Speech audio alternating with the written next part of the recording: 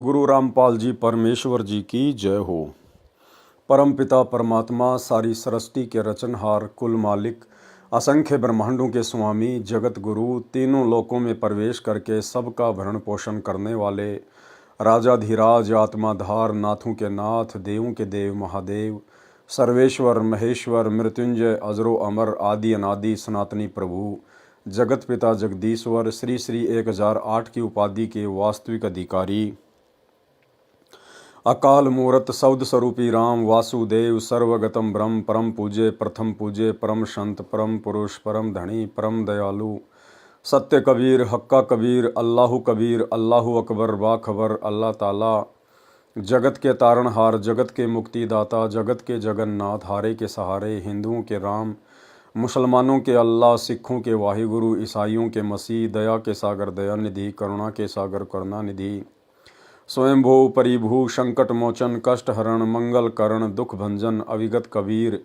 निर्विकार निर्विषम परमात्मा, अलय अलेख सतगुरु, आदि अनादि सतगुरु, असली मर्यादा पुरुषोत्तम, असली राम, असली कृष्ण, असली घनश्याम, असली मुरारी, राजाओं के राजा, महाराजाओं के महाराजा, शहंशाहों के शहंशाह, सम्राटों के सम्राट, भगवानों के भगवान, अल्लाहों के अल्लाह, प्रभुओं के प्रभु, मसीहाओं के मसीह, सच्चे वाहिगुरु, बाबाओं के बाबा, पीरों के पीर, सेठों के सेठ, जगत सेठ, सावलसा सेठ, सर्वगुण संपन्न, अनंत कोटि कलाओं के स्वामी, अनंत कोटि ब्रह्मांडों के नायक, योगियों में महायोगी, ध्यानियों में महाध्यानी, सिद्धों में परम सिद्ध, ज्ञानियों में तत्वज्ञानी, ब्रह्म ज्ञानी, महाज्ञानी, परम ज्ञानी, सर्वश्रेष्ठ ज्ञानी, विज्ञानी, युवा कबीर, समृद्ध कबीर, असंवाद, अमित ओझा, सच्चे रहनुमा, करीम अल्लाह, सुभान अल्लाह, दुनिया के अंतिम पैगंबर, 8 सितंबर 1951 से गांव धनाना, जिला सोनीपत, हरियाणा, भारतवर्ष की पावन भूमि पे प्रकट रियल कल्कि भगवान श्री नारायण साकार हरि, श्री बाबा साहिब, शब्द स्वरूपी राम, संत शिरोमणि सतगुरु रामपाल जी परमेश्वर जी के चरण कमल में साध संगति से जुड़े हुए देश विदेश से हम सभी सत्सेवक भाई बहनों का अनंत कोटि दंडवत प्रणाम। सत्साई भाई और बहनों, दया पूज्य गुरुदेव भगवान की, सतगुरु रामपाल जी परमेश्वर जी की, जिनके शुभ आशीर्वाद से, विशेष आशीर्वाद से आप और हम सभी साध संगति से जुड़े हुए सत्सेवक भाई बहन भक्ति मार्ग पर गुरुदेव के तत्व ज्ञान को आधार बनाकर अपनी आत्मा के कल्याणार्थ हेतु निरंतर आगे बढ़ रहे हैं। भाई और बहनों, साध संगतियों का नसीब होना इस कलयुग की पिछली पीढ़ी में आप और हम सभी आत्माओं के ऊपर गुरुदेव भगवान की एक विशेष रजा है। इस रजा को हम सभी भगत भाई बहन इसी प्रकार से बना के रखें। भाई और बहनों, पूज्य गुरुदेव जी के कर कमल से लिखित पवित्र पुस्तक कबीर सागर के सरलार्थ के ऊपर वीडियो बनाने की श्रृंखला जारी है। इस श्रृंखला में आज हमारा ये 52 नंबर का वीडियो है। प्रत्येक वीडियो में गुरुदेव भगवान के आशीर्वाद से हमें कुछ न कुछ सीखने को अवश्य मिलता है। साथ ही गुरुदेव के कर कमल से लिखित होने के कारण इस पवित्र पुस्तक को पढ़ने या सुनने मात्र से भी हम ढेर सारे पुण्य के भागी बनते हैं। तो आज हम 52 नंबर वीडियो में आगे बढ़ते हैं, जहां परमेश्वर जी ने पेज नंबर 491 पे त्रेता युग में कबीर परमेश्वर जी का प्रकट होना लिखा है। यानी जब त्रेता युग आया तो उसमें कबीर परमात्मा किस प्रकार से प्रकट हुए, किन आत्माओं को मिले, कैसे अपनी लीला की। धर्मदास जी ने परमात्मा से प्रसन्न किया। धर्मदास जी ने पूछा, हे बंदी छोड़, आप त्रेता युग में मुनिंदर ऋषि के नाम से अवतरित हुए थे। धर्मदास जी ने क्या कहा कि हे परमेश्वर, हे बंदी छोड़, मेरे गुरुदेव, आप त्रेता युग में मुनिंदर ऋषि के नाम से अवतरित हुए थे। यानी भाई और बहनों, परमात्मा स्वयं ही अवतरित होते हैं, अपना कोई अवतार सतलोक से नहीं भेजते हैं। इसलिए सतलोक आश्रमों से जुड़े हुए भाई बहनों से प्रार्थना है, आप जो 8 सितंबर के दिन अपने गुरुदेव का अवतरण दिवस मनाते हैं, अवतरण दिवस के बहाने जो आप उनका जन्मदिन मनाते हैं, ये आप लोग बहुत बड़ी गलती कर रहे हैं। ये परमात्मा कभी किसी माँ के गर्भ से जन्म नहीं लेता। सतगुरु रामपाल जी स्वयं कबीर देव हैं। 8 सितंबर के दिन ये स्वयं सतलोक से अवतरित हुए हैं, प्रकट हुए हैं। इसलिए इनका जन्मदिन नहीं बल्कि सतगुरु प्रकट दिवस मनाया जाना चाहिए। और यदि आपको इतना विश्वास हो जाए कि हमारे गुरुदेव स्वयं कबीर परमात्मा हैं, ये माँ के गर्भ से जन्म लेके नहीं आए, प्रकट हुए हैं, तो फिर आप लोगों ने जून के महीने में दाढ़ी मूछ वाले कबीर जी की समझे जाने वाली नकली फोटो को कबीर परमात्मा मानकर उनका कबीर प्रकट दिवस मनाना छोड़ देना चाहिए, अन्यथा आप जी दो नावों की सवारी करते हुए समझे जाएंगे। आप त्रेता युग में मुनिंदर ऋषि के नाम से अवतरित हुए थे। कृपया उस युग में किन किन पुण्यात्माओं ने आपकी शरण ग्रहण की? उत्तर दिया परमात्मा ने, हे धर्मदास, त्रेता युग में मैं मुनिंदर ऋषि के नाम से प्रकट हुआ। त्रेता युग में भी मैं एक शिशु रूप धारण करके कमल के फूल पर प्रकट हुआ था। एक दिन वेदविज्ञ नामक ऋषि तथा सूर्या नामक उसकी साध्वी पत्नी थी। वे प्रतिदिन सरोवर पर स्नान करने जाते थे। उनकी आयु आदि से अधिक हो चुकी थी। वह निसंतान दंपत्ति मुझे अपने साथ ले गए तथा संतान रूप में पालन किया। प्रत्येक युग में जिस समय मैं एक पूरे जीवन रहने की लीला करने आता हूँ, मेरी परवरिश कवारी गायों से होती है। बाल्यकाल से ही मैं तत्व ज्ञान की वाणी उच्चारण करता हूँ, जिस कारण से मुझे प्रसिद्ध कवि की उपाधि प्राप्त होती है। परंतु ज्ञानहीन ऋषियों द्वारा भ्रमित जनता मुझे न पहचान कर एक कवि की उपाधि प्रदान कर देती है। केवल मुझसे परिचित श्रद्धालु ही मुझे समझ पाते हैं तथा वे अपना कल्याण करवा लेते हैं। और आज से पहले भाई और बहनों, कोई भी साधु, कोई भी भगत, कोई भी संत इस कबीर परमेश्वर सतगुरु रामपाल जी को चारों युगों में नहीं जान पाया, नहीं पहचान पाया। इतना तो जान लिया, पहचान लिया कि ये कोई सिद्धि युक्त संत है, इनमें शक्ति है, इनकी शरण में आने के बाद हमारे काम हो जाते हैं। परंतु उस कबीर परमेश्वर को आज से पहले वो जितनी बार भी प्रकट हुए हैं, जिन भी युगों में प्रकट हुए हैं, सतगुरु रूप में आए हुए उस कबीर परमेश्वर को किसी ने भी सत्य पुरुष अर्थात परमात्मा के रूप में हृदय से स्वीकार नहीं किया, जिस कारण से आत्माओं का मोक्ष नहीं हो पाया।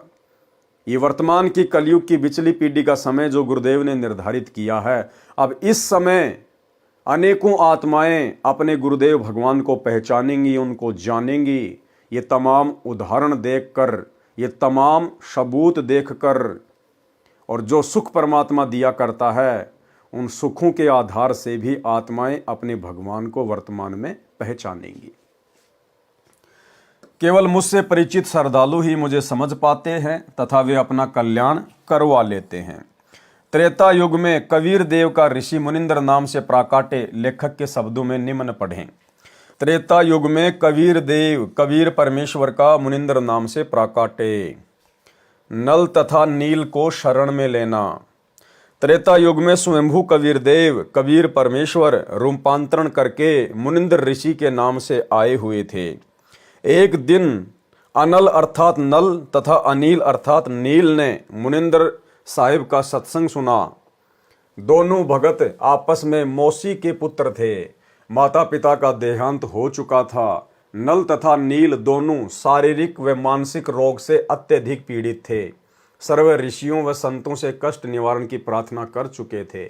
सर्व ऋषियों व संतों ने बताया था कि यह आपका प्रारब्ध का पाप कर्म का दंड है, ये आपको भोगना ही पड़ेगा, इसका कोई समाधान नहीं है। दोनों दोस्त जीवन से निराश होकर मृत्यु की प्रतीक्षा कर रहे थे।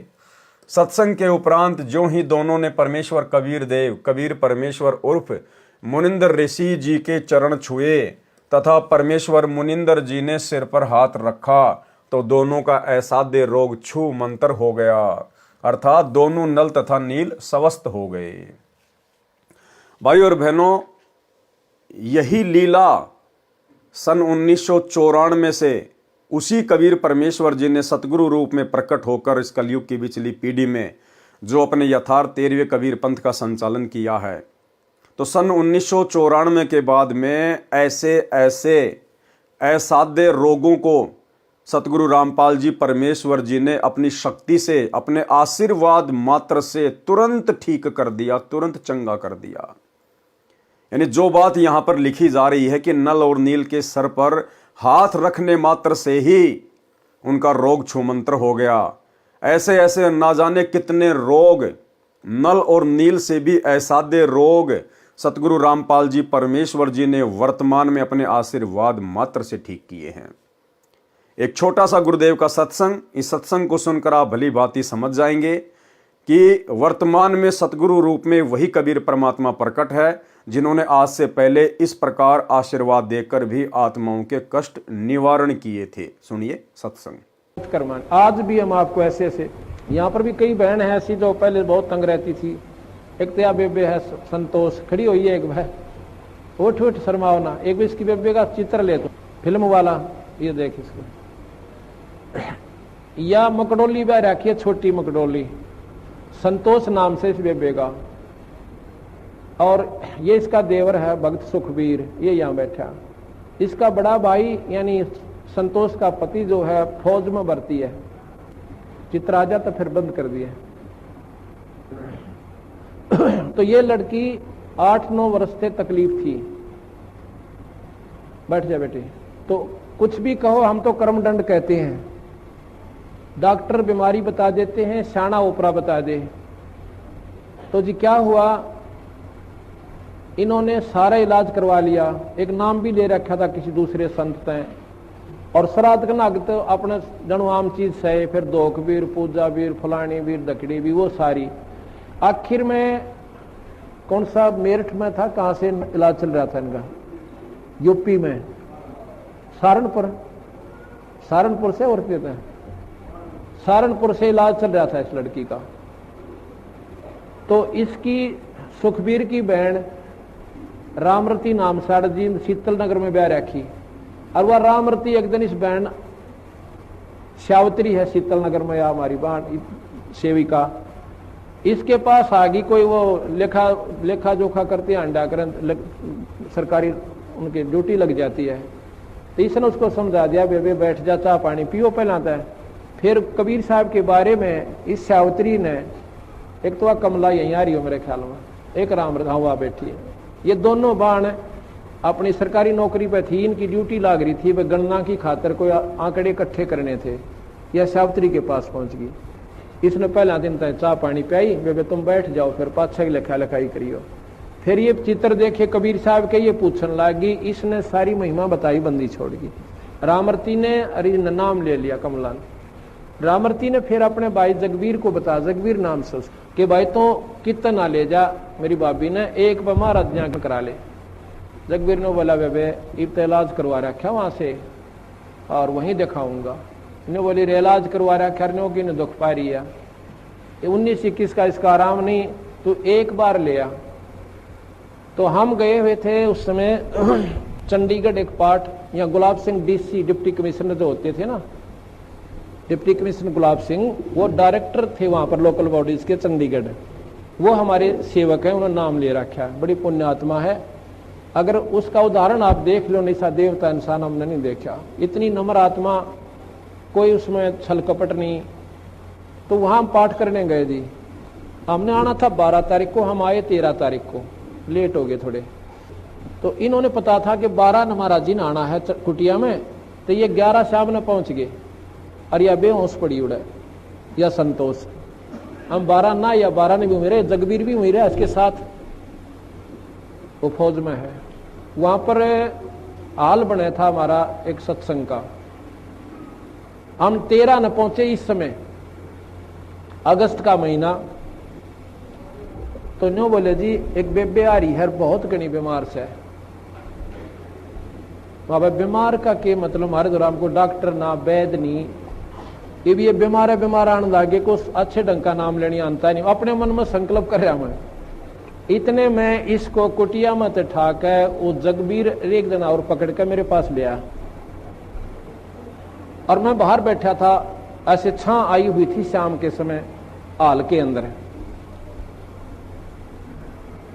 इनको जब पकड़ के वो ले आए, आप विचार कीजिए, सत्कर मानिए, जो ही मेरे पास लाके या संतोष बिठाई और जगबीर को पूछना ये बात इसके पति से, न्यू अर्जू सिर जोड़ रखा, इसकी हालत न्यू नाड़ टेढ़ी हो रही छोरी की। खाट के पास बिठाई, जैसे हम स्वाभाविक वैसे हाथ रखते हैं, बेबे ठीक हो जाएगी बेटी, माड़ा मन ना करे, सब करेंगे, बंदी छोड़। मैंने ऐसे हाथ ऊपर से हटाया भी नहीं था, इतना में यह लड़की न्यू बैठ गई कि जानू इसका कुछ भी कोई ना। बोल सतगुरुदेव। बंदी छोड़ कबीर साहेब। वो बोला जा बेटी सेवा करवा। वहां पर सेवा चल रही थी, सेवक थे, मिस्त्री थे, उनकी रोटी बनानी थी। छोरी ने डट कर रोटी बनवाई, सारा काम करवाया। अगले दिन सारा काम करवाया। अगले दिन ये दिन के 11 बजे नाम लेकर और जब घर न आए, फिर हमने कहा एक पाठ करवाओ बंदी छोड़ की वाणी का, ये धर्म का काम हो से।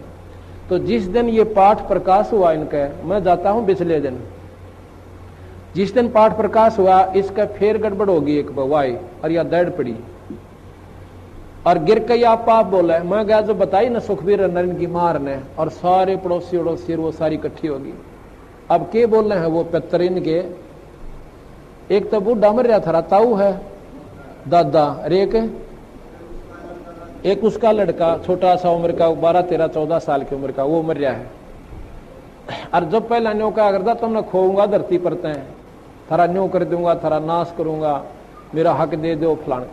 उस दिन वो के बोलिया, मैं तने नाटू था निर्भाग, तुम आज ना ले चला, बड़ा बुढ़ा आदमी मरवा दिया तने। जो बोला तू आज ना ले चला, मैं नाटू था, उनके महाराज जी का नाम ले लिया ही, मारी उड़ा पार बसावा को ना। अन्य बोला तो अब आई आज तो हम थारा आगे गलती तय, आज पाछा हम तो बड़ा को नहीं। पर ने बोला जावांगे कि थारी रोखाड़ करया करांगे खेता में। जब बोल सतगुरुदेव। इनका पेटा भरनता ही बंदी छोड़ने ने दिखाया था ना, कड़ा बढ़न दे नाड़े, अगर इनका यकीन ना होगा तो उस दिन के बाद 2 साल तो ऊपर हो गए इस लड़की ने बंदी छोड़ की कृपा, तो इसका सोच शरीर से।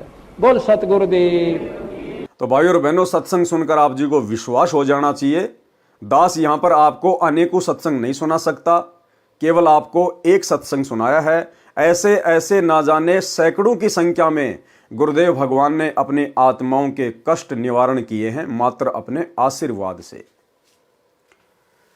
तथा परमेश्वर मुनिंदर जी ने सिर पर हाथ रखा तो दोनों का ऐसा दे रोग छूमंत्र हो गया, अर्थात दोनों नल तथा नील स्वस्थ हो गए। इस अद्भुत चमत्कार को देखकर प्रभु के चरणों में गिरकर घंटों रोते रहे तथा कहा, आज हमें प्रभु मिल गया। भाई और बहनों, नल और नील ने तो अपने परमात्मा को पहचान लिया था, परंतु वर्तमान कलयुग की बिचली पीढ़ी में आज भी आत्माएं अपने परमात्मा को नहीं पहचान पा रही हैं। ऐसे ऐसे असाध्य रोगों से छुटकारा प्राप्त करने के बावजूद भी अपने गुरुदेव भगवान को कबीर परमात्मा के रूप में नहीं पहचान पा रही हैं। और सतगुरु रामपाल जी अर्थात जिंदा कबीर परमात्मा के धरती पर प्रकट रहते सहते जून के महीने में कागज के टुकड़े को कबीर जी की समझे जाने वाली दाढ़ी मूछ वाली मुर्दा फोटो को कबीर भगवान मानकर जून के महीने में सतलोक आश्रमों में जा जाके उस मुर्दा फोटो का कबीर प्रकट दिवस मनाते हैं। ये बहुत बड़ी विडंबना है। इस अद्भुत चमत्कार को देखकर प्रभु के चरणों में गिरे, घंटों रोते रहे तथा कहा, आज हमें प्रभु मिल गया जिसकी हमें वर्षों से खोज थी। उससे प्रभावित होकर ऋषि मुनिंदर जी से नाम दीक्षा ले लिया। मुनिंदर साहिब जी के साथ ही सेवा में लगने लगे। पहले ऋषियों व संतों का समागम पानी की व्यवस्था देखकर नदी के किनारे होता था। नल और नील दोनों बहुत प्रभु प्रेमी तथा भोली आत्माएं थी। परमात्मा में श्रद्धा बहुत हो गई थी, सेवा बहुत किया करते थे। समागमों में रोगी व वृद्ध व विकलांग भक्तजन आते तो उनके कपड़े धोते तथा बर्तन साफ करते, उनके लोटे और गिलास साफ कर देते थे। परंतु थे भोले से दिमाग के, कपड़े धोने लग जाते तो सत्संग में जो प्रभु की कथा सुनी होती उसकी चर्चा करने लग जाते। देखो, गुरुदेव भगवान हमें सत्संग के माध्यम से ही शिक्षा देंगे कि हम भक्तों ने किस प्रकार से अपना जीवन जीना है, अपनी दैनिक जो क्रिया है उनको करना है। क्या कह रहे परमात्मा कि नल और नील जब भक्तों की सेवा के लिए जाते थे, उनके कपड़े वगैरह उनके बर्तन वगैरह साफ करने के लिए तालाब पर जाते थे, तो वो उनको पानी में भिगो के और फिर आपस में चर्चा करने लग जाते थे। और वो दोनों भगत जो चर्चा करते थे वो कोई जाट आरक्षण की चर्चा नहीं होती थी, राजपूत करणी सेना या आनंदपाल सिंह जैसे गैंगस्टरों की कोई ज्ञान चर्चा नहीं होती थी। हरियाणा के जाट भवन में कौन कौन सा फ्लोर बनवाएगा, गुरुजी का बड़ा लड़का कितने पैसा देगा, ये चर्चा नहीं होती थी। वहां चर्चा होती थी परमात्मा के ज्ञान की। वे दोनों आपस में बैठकर परमात्मा की महिमा करते थे, सत्संगों में गुरुदेव भगवान ने जो अमृत ज्ञान दिया होता था उसकी आपस में चर्चा करते थे कि आज गुरुदेव भगवान ने कैसा अमृत ज्ञान दिया है। आप और हम तो मरने ही वाले थे, लेकिन गुरुदेव ने तो आशीर्वाद मात्र से हम दोनों का असाध्य रोग ठीक कर दिया। भाई ये तो परमात्मा आए हुए हैं, भगवान आए हुए हैं। केवल इस प्रकार की चर्चा किया करते थे। और आज वर्तमान में कलयुग की बिचली पीढ़ी में यदि आप सतलोक आश्रमों में जाकर देखेंगे तो वहां पर ज्ञान चर्चा के नाम पे कुछ नहीं है, 0/0। वहां पे बहुत सारे भगत तो आपको कबीर जी का झोपड़ा देखते हुए मिलेंगे, उसकी सेल्फी लेते हुए मिलेंगे। कुछ भगत आपको लहर तारा तालाब के ऊपर घूमते हुए सेल्फी लेते हुए मिलेंगे।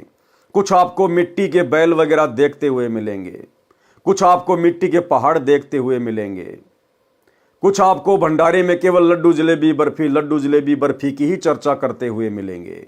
कोई ज्ञान चर्चा नहीं, कोई साध संगति नहीं, कोई गुरु की महिमा नहीं। तो भाई और बहनों, आज आप और हम कहां खड़े हैं? कलयुग की बिचली पीढ़ी में लाके परमात्मा ने बैठा दिया। इस जुबान से अगर कुछ निकले तो केवल परमात्मा की महिमा निकले। और सेवा के नाम पे क्या है? दास आज सोशल मीडिया पर एक वीडियो देख रहा था। वर्तमान में सतलोक आश्रम मैनेजमेंट हरियाणा ने सतलोक आश्रमों से जुड़ी हुई माता बहनाओं को क्या सेवा दे रखी है पता आपको? बहुत जबरदस्त सेवा। माता बहनों को पंपलेट बना के दे रखे हैं। इन सतलोक आश्रम वालों का कोई यूट्यूब पर चैनल है, सा न्यूज चैनल। उस सा न्यूज चैनल पर ये लोग दिन रात दुनिया भर की खबरें डालते रहते हैं। वहां पर बस एक्सीडेंट हो गई, वहां पर ज्यादा बर्फ गिर गई, वहां पर चोरी हो गई। जैसे ये दुनिया भर के टीवी चैनल जिस प्रकार से न्यूज दिखाते हैं, इस प्रकार से इन सतलोक आश्रम वालों ने सा न्यूज चैनल के नाम से एक यूट्यूब पर चैनल बनाया है। और इनका एक ही काम है, दुनिया भर की फालतू की दुनियादारी की न्यूज वगैरह उस पर डालते रहना। उस सा न्यूज चैनल को माता बहनों के माध्यम से उनको पोस्टर बना बना के दिए जाते हैं और जगत में भेज दिया जाता है, शहर में भेज दिया जाता है कि आप जाओ और लोगों को पकड़ पकड़ के आप उनसे चैनल को सब्सक्राइब करवाओ। आप उनको ये पंपलेट दिखाओ कि देखो जी, ये हमारे सतलोक आश्रम का न्यूज चैनल है, आप इसको सब्सक्राइब कर लीजिए। आपका मोबाइल निकालिए, आप QR कोड को स्कैन कीजिए। एक छोटा सा वीडियो आप भाई बहन देख लीजिएगा, किस प्रकार से सेवा के नाम पर भगत समाज का अनमोल समय और समय से बर्बाद कर रहे हैं।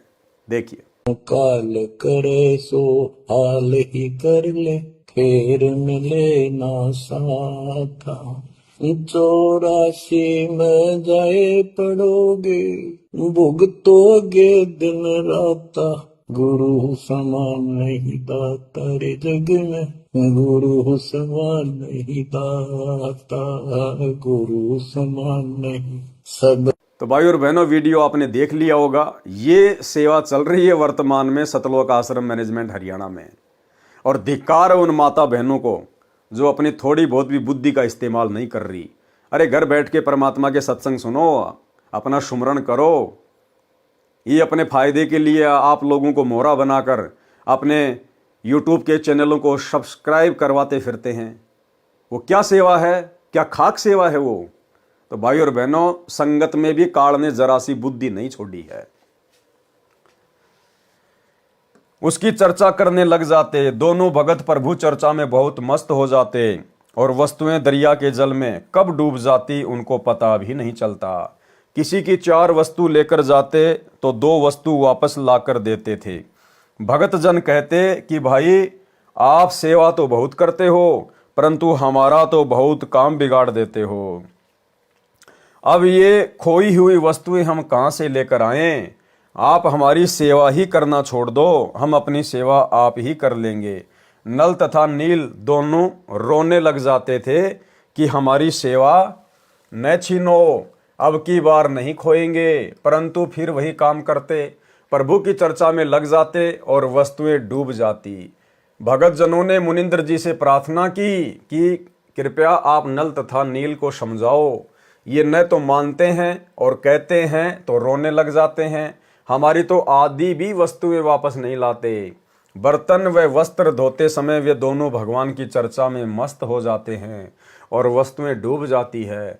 मुनिंदर साहिब ने एक दो बार नल नील को समझाया, वे रोने लग जाते थे कि साहिब हमारी ये सेवा न छीनो।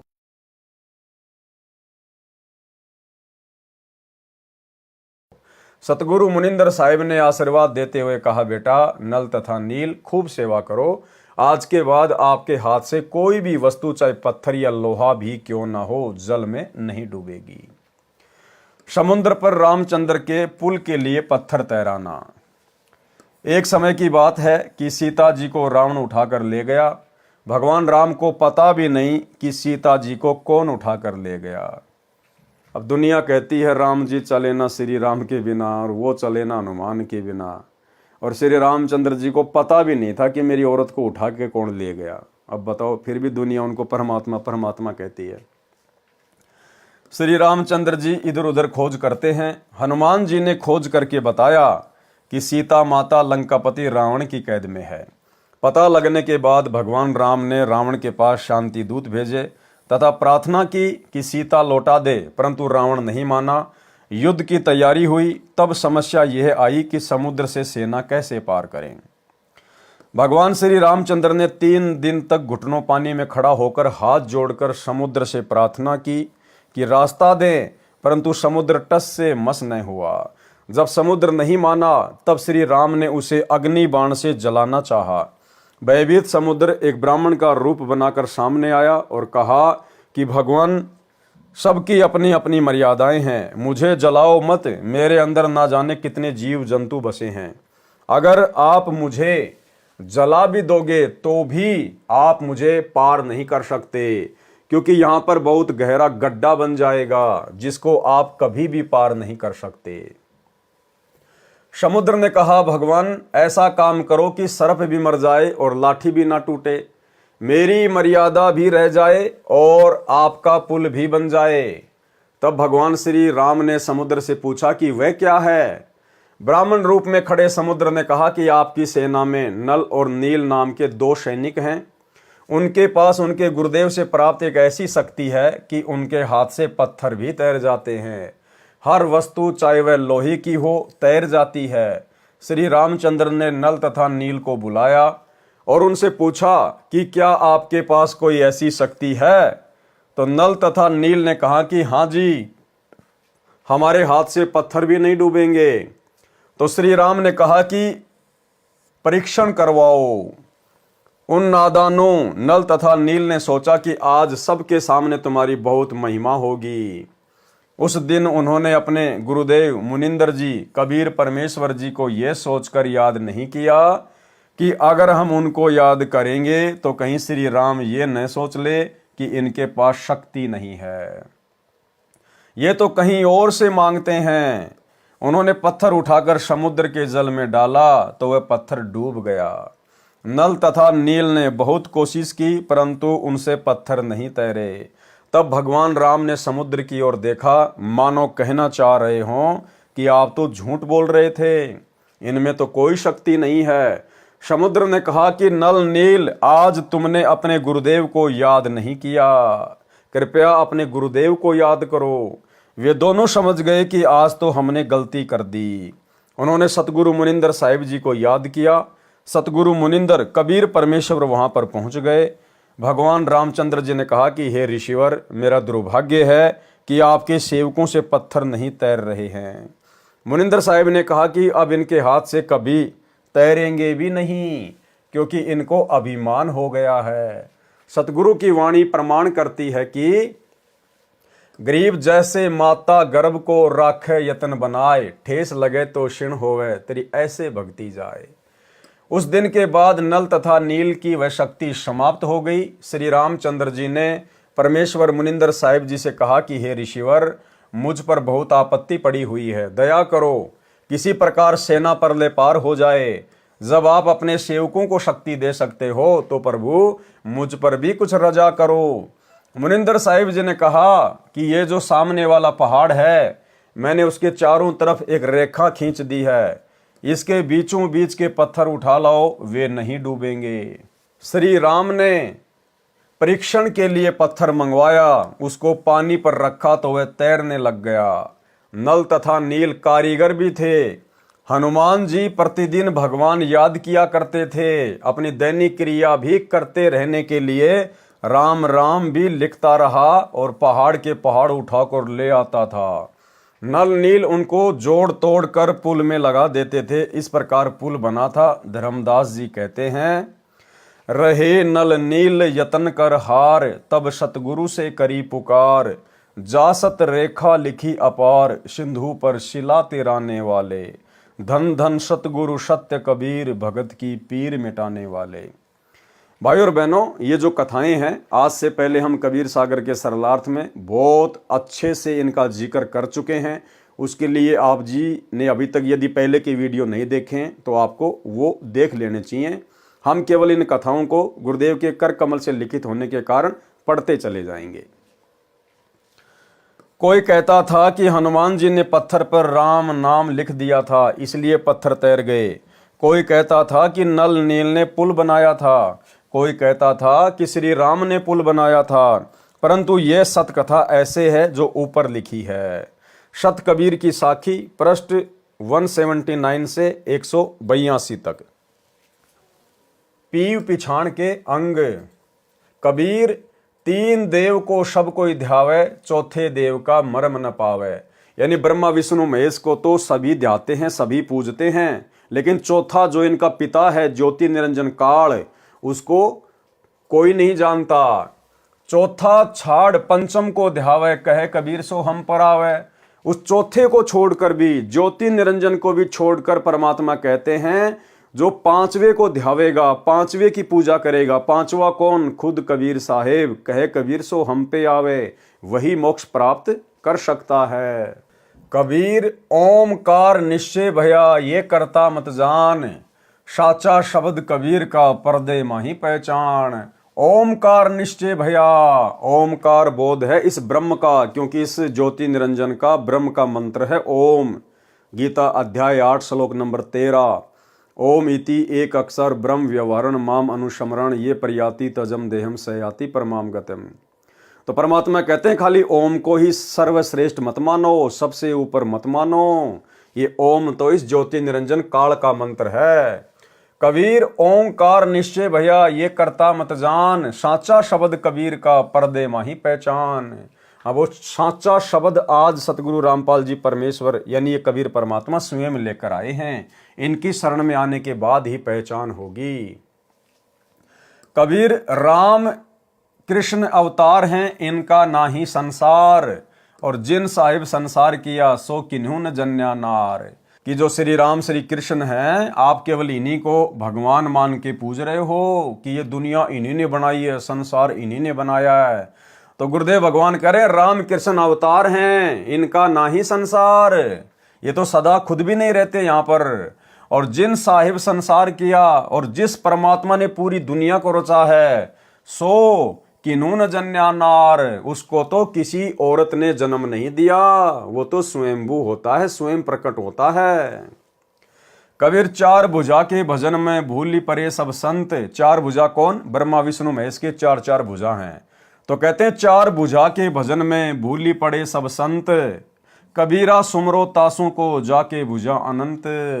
परमात्मा अपने आप को छुपाते हुए कह रहे हैं कि भाई कबीर तो उस परमात्मा की पूजा करता है जिसकी अनंत बुझाएं हैं, अनंत।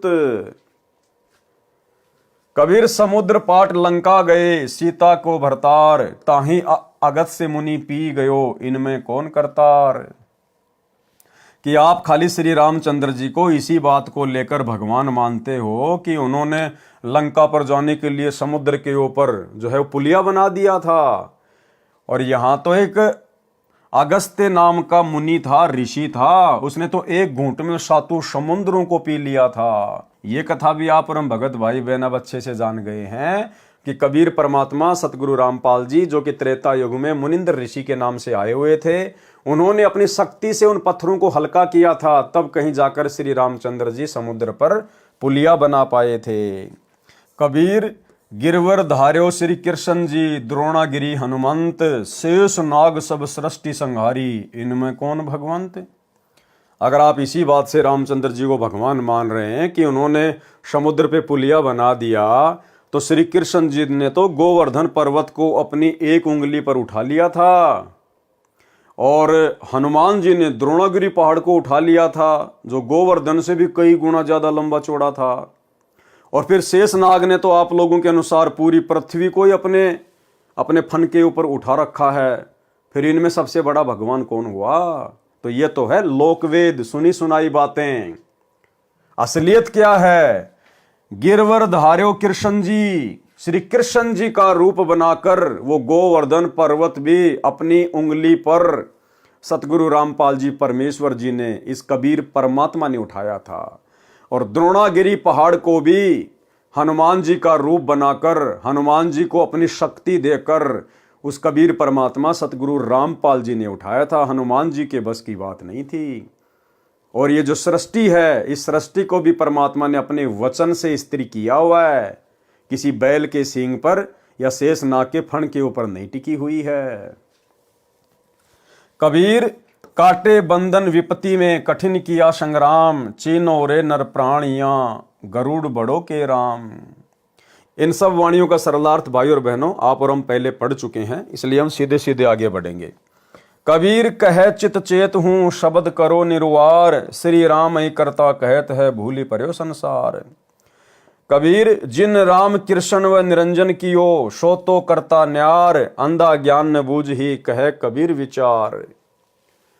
कबीर परमेश्वर द्वारा विभीषण तथा मंदोदरी को शरण में लेना, यानी त्रेता युग में जब कबीर परमात्मा ऋषि मुनिंद्र जी के रूप में अवतरित हुए, प्रकट हुए, तो उन्होंने रावण की पत्नी मंदोदरी और रावण के छोटे भाई विभीषण को भी अपनी शरण में लिया था। परमेश्वर मुनिंद्र जी अनल अर्थात नल तथा अनिल अर्थात नील को शरण में लेने के उपरांत श्री लंका में गए। वहां पर एक परम भगत विचित्र चंद्र विजय जी का 16 सदस्यों का परिवार रहता था। वे भाट जाति में उत्पन्न पुण्यकर्मी प्राणी थे। परमेश्वर मुनिंद्र अर्थात कबीर देव जी का उपदेश सुनकर पूरे परिवार ने नामदान प्राप्त किया। परम भगत विचित्र चंद्र विजय जी की पत्नी भगतमती करमवती लंका के राजा रावण की रानी मंदोदरी के पास नौकरी करती थी। रानी मंदोदरी को हंसी मजाक अच्छे मंदे चुटकुले सुनाकर उसका मनोरंजन करती थी। भगत चंद्र विजय राजा रावण के पास दरबार में नौकरी करता था। राजा की बड़ाई के गाने सुनाकर उसे प्रसन्न करता था। भगत विचित्र चंद्र विजय की पत्नी भगतमती करमवती परमेश्वर से उपदेश प्राप्त करने के उपरांत रानी मंदोदरी को प्रभु चर्चा जो सृष्टि रचना अपने सतगुरुदेव मुनिंद्र जी से सुनी थी, प्रतिदिन सुनाने लगी। भगतमती मंदोदरी रानी को अति आनंद आने लगा। कई कई घंटों तक प्रभु की सतकथा को भगतमती करमवती सुनाती रहती तथा मंदोदरी की आंखों से आंसू बहने लगते। एक दिन रानी मंदोदरी ने करमवती से पूछा, आपने ये ज्ञान किससे सुना? आप तो बहुत अनाप शनाप बातें किया करती थी। इतना बदलाव परमात्मा तुल्य संत बिना नहीं हो सकता। तब करमवती ने बताया कि हमने एक परम संत से अभी अभी उपदेश लिया है। रानी मंदोदरी ने संत के दर्शन की अभिलाषा व्यक्त करते हुए कहा, आपके गुरु अब की बार आए तो उन्हें हमारे घर बुला कर लाना। अपनी मालकिन का आदेश प्राप्त करके शीश झुकाकर सत्कार पूर्वक कहा कि जो आपकी आज्ञा आपकी नौकरानी वही करेगी। मेरी एक विनती है, कहते हैं कि संत को आदेश पूर्वक नहीं बुलाना चाहिए, स्वयं जाकर दर्शन करना श्रेयकर होता है, और जैसे आपकी आज्ञा वैसा ही होगा। महारानी मंदोदरी ने कहा कि अब के आपके गुरुदेव जी आए तो मुझे बताना, मैं स्वयं उनके पास जाकर दर्शन करूंगी। परमेश्वर ने फिर श्रीलंका में कृपा की। मंदोदरी रानी ने उपदेश प्राप्त किया। कुछ समय उपरांत अपने प्रिय देवर भगत विभीषण जी को उपदेश दिलाया। भगतमती मंदोदरी उपदेश प्राप्त करके अहरनिश प्रभु स्मरण में लीन रहने लगी, यानी दिन रात प्रभु के स्मरण में लीन रहने लगी। अपने पति रावण को भी सतगुरु मुनिंद्र जी से उपदेश प्राप्त करने की कई बार प्रार्थना की, परंतु रावण नहीं माना तथा कहा करता था कि मैंने परम शक्ति महेश्वर मृत्युंजय शिव जी की भक्ति की है, इसके तुल्य कोई शक्ति नहीं है, आपको किसी ने बहका लिया है। कुछ ही समय उपरांत वनवास प्राप्त श्री सीता जी का अपहरण करके रावण ने अपने 9 लखा बाग में कैद कर लिया। भगतमती मंदोदरी के बार बार प्रार्थना करने से भी रावण ने माता सीता जी को वापस छोड़कर आना स्वीकार नहीं किया। तब भगतमती मंदोदरी जी ने अपने गुरुदेव मुनिंद्र जी से कहा, महाराज जी, मेरे पति ने किसी औरत का अपहरण कर लिया है, मुझसे सहन नहीं हो रहा है, वह उसे वापस छोड़कर आना किसी कीमत पर भी स्वीकार नहीं कर रहा है। आप दया करो मेरे प्रभु, आज तक जीवन में मैंने ऐसा दुख नहीं देखा था। परमेश्वर मुनिंद्र जी ने कहा कि बेटी मंदोदरी, ये औरत कोई साधारण स्त्री नहीं है। श्री विष्णु जी को श्रापवश पृथ्वी पर आना पड़ा है। वे अयोध्या के राजा दशरथ के पुत्र रामचंद्र नाम से जन्मे हैं। इनको 14 वर्ष का वनवास प्राप्त है तथा लक्ष्मी जी स्वयं सीता के रूप में, इनकी पत्नी रूप में वनवास में श्री राम के साथ थी। उसे रावण एक साधु वेश बनाकर धोखा देकर उठा लाया है। ये स्वयं लक्ष्मी ही सीता जी है। इसे शीघ्र वापस करके क्षमा याचना करके अपने जीवन की भिक्षा याचना रावण करे तो इसी में इसका शुभ है। भगतमती मंदोदरी के अनेकों बार प्रार्थना करने से रावण नहीं माना तथा कहा कि वे 2 मस्खरे जंगल में घूमने वाले मेरा क्या बिगाड़ सकते हैं। मेरे पास अनिगणत सेना है। मेरे 1 लाख पुत्र तथा 1.25 लाख नाती हैं। मेरे पुत्र मेघनाथ ने स्वर्ग राज इंद्र को पराजित कर उसकी पुत्री से विवाह कर रखा है। 33 करोड़ देवताओं को हमने कैद कर रखा है। तू मुझे उन 2 बेसहारा वन में विचर रहे वनवासियों को भगवान बताकर डराना चाहती है। इस स्त्री को वापस नहीं करूंगा। मंदोदरी ने भक्ति मार्ग का ज्ञान जो अपने पूज्य गुरुदेव जी से सुना था, रावण को बहुत समझाया। विभीषण ने भी अपने बड़े भाई को समझाया। रावण ने अपने भाई विभीषण को पीटा तथा कहा कि तू ज्यादा श्री रामचंद्र का पक्षपात कर रहा है, उसी के पास चला जा। एक दिन भगतमती मंदोदरी ने अपने पूज्य गुरुदेव जी से प्रार्थना की कि हे गुरुदेव, मेरा सुहाग उजड़ रहा है, एक बार आप भी मेरे पति को समझा दो। यदि वह आपकी बात को नहीं मानेगा तो मुझे विधवा होने का दुख नहीं होगा। अपनी वचन की बेटी मंदोदरी की प्रार्थना स्वीकार करके राजा रावण के दरबार के समक्ष खड़े होकर परमेश्वर मुनिंद्र जी ने द्वारपालों से राजा रावण से मिलने की प्रार्थना की। द्वारपालों ने कहा, ऋषि जी, इस समय हमारे राजा जी अपना दरबार लगाए हुए हैं। इस समय अंदर का संदेशा बाहर आ सकता है, बाहर का संदेश अंदर नहीं जा सकता। हम विवश हैं। तब पूर्ण प्रभु अंतर्ध्यान हुए तथा राजा रावण के दरबार में प्रकट हो गए। रावण की दृष्टि ऋषि पर गई तो गरज कर पूछा, इस ऋषि को मेरी आज्ञा के बिना किसने अंदर आने दिया? उन द्वारपालों को लाकर मेरे सामने कत्ल कर दो। तब परमेश्वर ने कहा, राजन, आपके द्वारपालों ने स्पष्ट मना कर दिया था, उन्हें पता नहीं कि मैं कैसे अंदर आ गया। रावण ने पूछा कि तू अंदर कैसे आया? तब पूर्ण प्रभु मुनिंदर वेश में अदृश्य होकर पुनः प्रकट हो गए तथा कहा कि मैं ऐसे आ गया। रावण ने पूछा कि आने का कारण बताओ। तब प्रभु ने कहा कि आप योद्धा होकर एक अबला का अपहरण कर लाए हो। ये आपकी शान व सूरवीरता के विपरीत है। सीता कोई साधारण औरत नहीं है, ये स्वयं लक्ष्मी जी का अवतार है। श्री रामचंद्र जी जो इसके पति हैं, वे स्वयं विष्णु हैं। इसे वापस करके अपने जीवन की भिक्षा मांगो, इसी में आपका श्रेय है। इतना सुनकर तमोगुण भगवान शिव का उपासक रावण क्रोधित होकर नंगी तलवार लेकर सिंहासन से दहाड़ता हुआ कूदा तथा उस नादान प्राणी ने तलवार के अंधाधुंध 70 वार ऋषि जी को मारने के लिए किए। परमेश्वर मुनिंद्र जी ने एक झाड़ू की सीख हाथ में पकड़ी हुई थी, उसको ढाल की तरह आगे कर दिया। रावण ने 70 वार उस नाजुक सीख पर किए। ऐसे आवाज हुई जैसे लोहे के खंभे पिलर पर तलवार लग रही हो। सीख टस से मस नहीं हुई। रावण को पसीने आ गए, फिर भी अपने अहंकार वश नहीं माना। ये तो जान लिया कि ये कोई साधारण ऋषि नहीं है।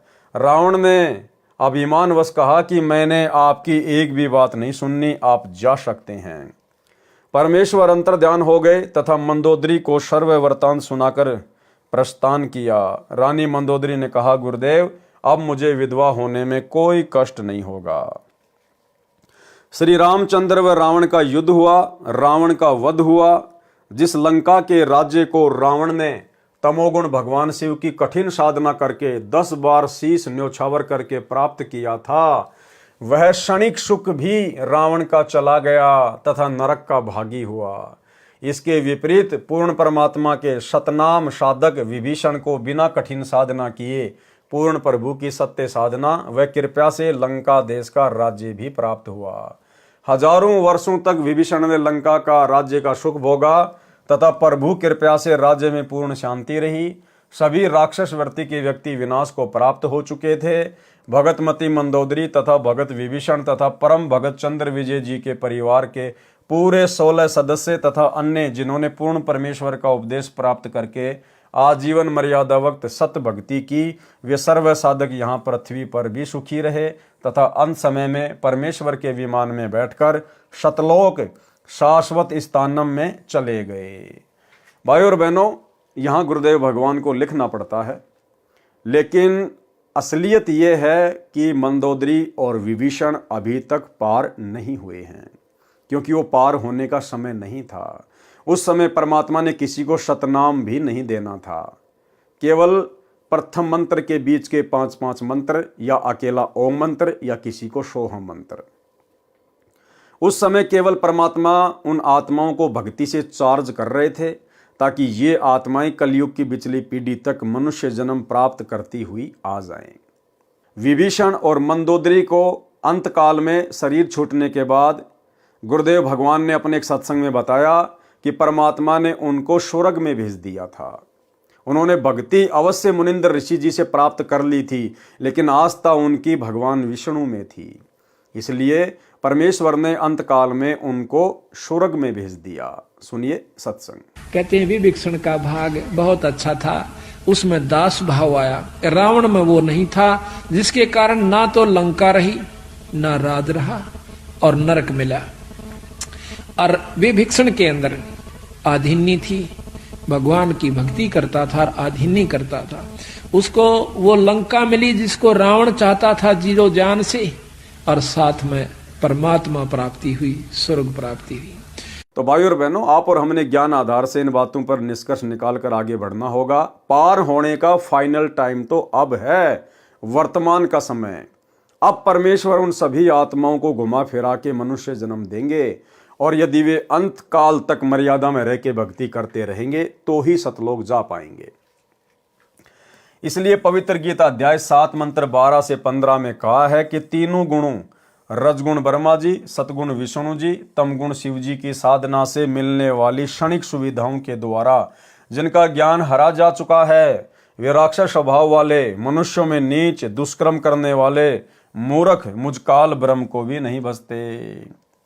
फिर गीता अध्याय 7 मंत्र 18 में गीता बोलने वाला काल ब्रह्म प्रभु कह रहा है कि कोई एक उदार आत्मा मेरी ब्रह्म की ही साधना करता है, क्योंकि उनको तत्वदर्शी संत नहीं मिला। वे भी नेक आत्माएं मेरी अनुतमाम अति अश्रेष्ठ गतिम यानी गति में आश्रित रह गए, वे भी पूर्ण मुक्त नहीं हैं। इसलिए पवित्र गीता अध्याय 18 श्लोक 62 में कहा है कि हे अर्जुन, तू सर्व भाव से उस परमेश्वर पूर्ण परमात्मा अर्थात तत्ब्रह्म की शरण में जा। उसकी कृपा से ही तू परम शांति तथा शतलोक अर्थात सनातन परम धाम को प्राप्त होगा। इसलिए पुण्यात्माओं से निवेदन है कि आज इस दासन के भी दास रामपाल दास के पास पूर्ण परमात्मा प्राप्ति की वास्तविक विधि प्राप्त है। निःशुल्क उपदेश लेकर लाभ उठाएं। फिर धर्मदास जी ने प्रश्न किया, धर्मदास जी ने प्रश्न किया, हे प्रभु, कुछ श्रद्धालु भी श्री हनुमान जी की पूजा करते हैं, यह शास्त्र विरुद्ध है या अनुकूल? उत्तर दिया परमात्मा ने, कबीर देव ने कहा, हे धर्मदास, अर्जुन को काल ब्रह्म ने श्रीमद् भगवत गीता अध्याय 16 श्लोक 23-24 में कहा है कि हे अर्जुन, जो व्यक्ति शास्त्र विधि को त्याग कर अपनी इच्छा से मनमाना आचरण पूजा करता है, वह न सिद्धि को प्राप्त होता है, न परम गति को, न सुख को ही। गीता अध्याय 16 श्लोक 23, इससे तेरे लिए कर्तव्य अर्थात करने योग्य भक्ति कर्म तथा अकर्तव्य अर्थात न करने योग्य जो त्यागने योग्य कर्म है उनकी व्यवस्था में शास्त्र में लिखा उल्लेख ही प्रमाण है। ऐसा जानकर तू शास्त्र विधि से नियत भक्ति कर्म अर्थात साधना ही करने योग्य है। गीता अध्याय 16 श्लोक 24। हे धर्मदास जी, गीता अध्याय 7 श्लोक 12 से 15 व 20 से 23 तथा गीता अध्याय 9 श्लोक 20 से 23 तथा 25 में गीता ज्ञानदाता काल ब्रह्म ने तीनों देवताओं रजगुण ब्रह्मा, सतगुण विष्णु तथा तमगुण शिव जी की पूजा करना भी व्यर्थ कहा है। भूतों की पूजा, पितरों की पूजा व अन्य सर्व देवताओं की पूजा को भी अविधि पूर्वक शास्त्र विधि विरुद्ध बताया है। हनुमान तो राम भगत थे, वे स्वयं भी भक्ति करते थे तथा अन्य को भी श्री राम की भक्ति करने को ही कहते थे। यदि कोई भगत दूसरे भगत की पूजा करता है वह शास्त्र विधि विरुद्ध होने से व्यर्थ है। त्रेता युग में मैंने हनुमान को भी शरण में लिया था। फिर धर्मदास जी ने सवाल किया, धर्मदास जी ने प्रश्न किया, हे कबीर परमेश्वर, आपने तो मेरे आश्चर्य को अधिक बढ़ा दिया। श्री हनुमान जी को तो अपनी शक्ति तथा श्री राम की भक्ति पर अत्यधिक अभिमान था। हे दीनानाथ, आपने हनुमान जी की बुद्धि को कैसे बदला? मुझ किंकर पर कृपया करके बताइए। उत्तर, कृपया पढ़ें हनुमान बोध के सारांश में प्रश्न 235 पर, जो कि आप और भगत भाई बहन पहले इस विषय पर पूरा वीडियो बना चुके हैं। पूर्ण परमात्मा कबीर जी का द्वापर युग में प्रकट होना। फिर द्वापर युग में कबीर परमात्मा किस नाम से प्रकट हुए, किन किन आत्माओं को मिले, क्या क्या लीलाएं की परमात्मा ने। पूर्ण परमात्मा कबीर जी का द्वापर युग में प्रकट होना। प्रसन्न किया धर्मदास जी ने, हे परमेश्वर, अपने दास धर्मदास पर कृपया करके द्वापर युग में प्रकट होने की कथा सुनाएं जिससे तत्व ज्ञान प्राप्त हो। उत्तर दिया परमात्मा ने, कबीर परमेश्वर ने कहा, हे धर्मदास, द्वापर युग में भी मैं रामनगर नामक नगरी में एक सरोवर में कमल के फूल पर शिशु रूप में प्रकट हुआ। एक निसंतान वाल्मीकि कालू तथा उसकी पत्नी गोदावरी दंपत्ति अपने घर ले गए। एक ऋषि से मेरा नामकरण करवाया। उसने भगवान विष्णु की कृपा से प्राप्त होने के आधार से मेरा नाम करुणामय रखा। मैंने 25 दिन तक कोई आहार नहीं किया। मेरी पालक माता अति दुखी हुई। पिताजी भी कई साधु संतों के पास गए, मेरे ऊपर झाड़ फूंक भी कराई। वे विष्णु के पुजारी थे। उनको अति दुखी देखकर मैंने विष्णु को प्रेरणा दी। विष्णु भगवान एक ऋषि रूप में वहां आए तथा पिता कालू से कुशल मंगल पूछा। पिता कालू तथा माता गोदावरी कलयुग में सम्मन तथा नेकी रूप में दिल्ली में जन्मे थे। यानी भाइयों और बहनों, द्वापर युग में परमात्मा ने जिन आत्माओं को अपनी परवरिश के लिए निमित्त बनाया था, कालू तथा गोदावरी को, फिर कलयुग की प्रथम पीढ़ी में यानी 650 साल पहले जिस व्यक्ति ने, क्योंकि भगत तो नहीं बन पाया था वो अंत तक, जिस कालू नामक व्यक्ति ने परमात्मा के मुंह बोले पिता की भूमिका निभाई थी द्वापर युग में, वो कालू नाम का व्यक्ति 650 साल पहले बना सम्मन। और जो उसकी पत्नी थी गोदावरी, वो थी नेकी। यानी पुण्यात्माओं, हम आत्माओं का अनंत जन्मों का हिसाब किताब ये चलता हुआ आ रहा है। आज परमेश्वर ने उन सभी आत्माओं को कहां पर लाकर सेट कर दिया है, और आज वे सभी आत्माएं, वो कालू, वो गोदावरी, वो विद्याधर, वेदविग, सम्मन, नेकी, आज वो सभी आत्माएं वर्तमान की कलयुग की बिचली पीढ़ी में आई हुई हैं। और परमेश्वर ने उन आत्माओं को, अपनी विशेष आत्माओं को चुन चुन के साध संगति से जोड़ दिया है। साध संगति में जुड़े हुए भाई बहन परमेश्वर की उन विशेष आत्माओं में से हैं। पिता कालू तथा माता गोदावरी कलयुग में सम्मन तथा नेकी रूप में दिल्ली में जन्मे थे। उन्होंने अपना दुख ऋषि जी को बताया कि हमें वृद्ध अवस्था में एक पुत्र रत्न भगवान विष्णु की कृपा से सरोवर में कमल के फूल पर प्राप्त हुआ है। ये बच्चा 25 दिन से भूखा है, कुछ भी नहीं खाया है। अब इसका अंत निकट है। परमात्मा विष्णु ने हमें अपार खुशी प्रदान की है, अब उसे छीन रहे हैं। हम प्रार्थना करते हैं कि हे विष्णु भगवान, ये खिलौना देकर मत छीनो। हम अपराधियों से ऐसा क्या अपराध हो गया, इस बच्चे में हमारा इतना मोह हो गया है कि यदि इसकी मृत्यु हो गई तो हम भी दोनों उसी सरोवर में डूबकर मरेंगे जहां पर यह बालक हमें मिला था। ये धर्मदास, ऋषि रूप में उपस्थित विष्णु भगवान ने मेरी ओर देखा। मैं पालने में झूल रहा था। मेरे अति स्वस्थ शरीर को देखकर विष्णु भगवान आश्चर्यचकित हुए तथा बोले, हे कालू भगत, ये बच्चा तो पूर्ण रूप से स्वस्थ है। आप कह रहे हो ये कुछ भी आहार नहीं करता। ये बालक तो ऐसा स्वस्थ है जैसे एक शेर दूध प्रतिदिन पीता हो। ये नहीं मरने वाला। इतना कहकर विष्णु मेरे पास आया। मैंने विष्णु से बात की तथा कहा, हे विष्णु भगवान, आप मेरे माता पिता से कहो एक कुंवारी गाय लाएं। उस गाय को आप आशीर्वाद देना। वह कुंवारी गाय दूध देने लगेगी। उस गाय का दूध मैं पीऊंगा। मेरे द्वारा अपना परिचय जानकर विष्णु भगवान समझ गए ये कोई सिद्ध आत्मा है जिसने मुझे पहचान लिया है। मुझे ऋषि के साथ बातें करते हुए देख मेरे पालक माता पिता हैरान रह गए। अंदर ही अंदर खुशी की लहर दौड़ गई। ऋषि ने कहा, कालू, एक कुंवारी गाय लाओ, वह दूध देगी। उस दूध को ये होनहार बच्चा पिएगा। कालू पिता तुरंत एक गाय ले आया। भगवान विष्णु ने मेरी प्रार्थना पर उस कुंवारी गाय की कमर पर हाथ रख दिया। उसी समय उस गाय की बछिया के थनों से दूध की धार बहने लगी तथा वह 3 सेर का पात्र भरने के पश्चात रुक गई। वह दूध मैंने पिया। अब भाइयों और बहनों, करे करावे साइया, मन में लहर उठा, दादू सिरधर जीव के आप बगल हो जा। सारी की सारी लीला कबीर परमात्मा स्वयं ही करते हैं। ये अनंत कोटि कलाओं के स्वामी है। ये एक ही समय में अनंत करोड़ पदम रूप धारण कर सकते हैं। वो जो ऋषि थे वो भी खुद कबीर परमात्मा ही थे। अरे भला सारी सृष्टि का मालिक, सर्व सृष्टि को खिलाने पिलाने वाला और विष्णु के आशीर्वाद से दूध देने वाली गाय का दूध पिएगा क्या? और उस कुंवारी गाय में दूध कहाँ से आता है? गुरुदेव कहते हैं सतलोक से आता है। तो विष्णु भगवान की बेचारी की क्या औकात जो कुंवारी गाय के ऊपर थपकी मार दे और सतलोक से दूध आ जाए। ये सारा खेल परमात्मा स्वयं ही खेलता है, महिमा उनको दे देता है। मेरी तथा विष्णु जी की वार्ता की भाषा को कालू व गोदावरी समझ नहीं सके।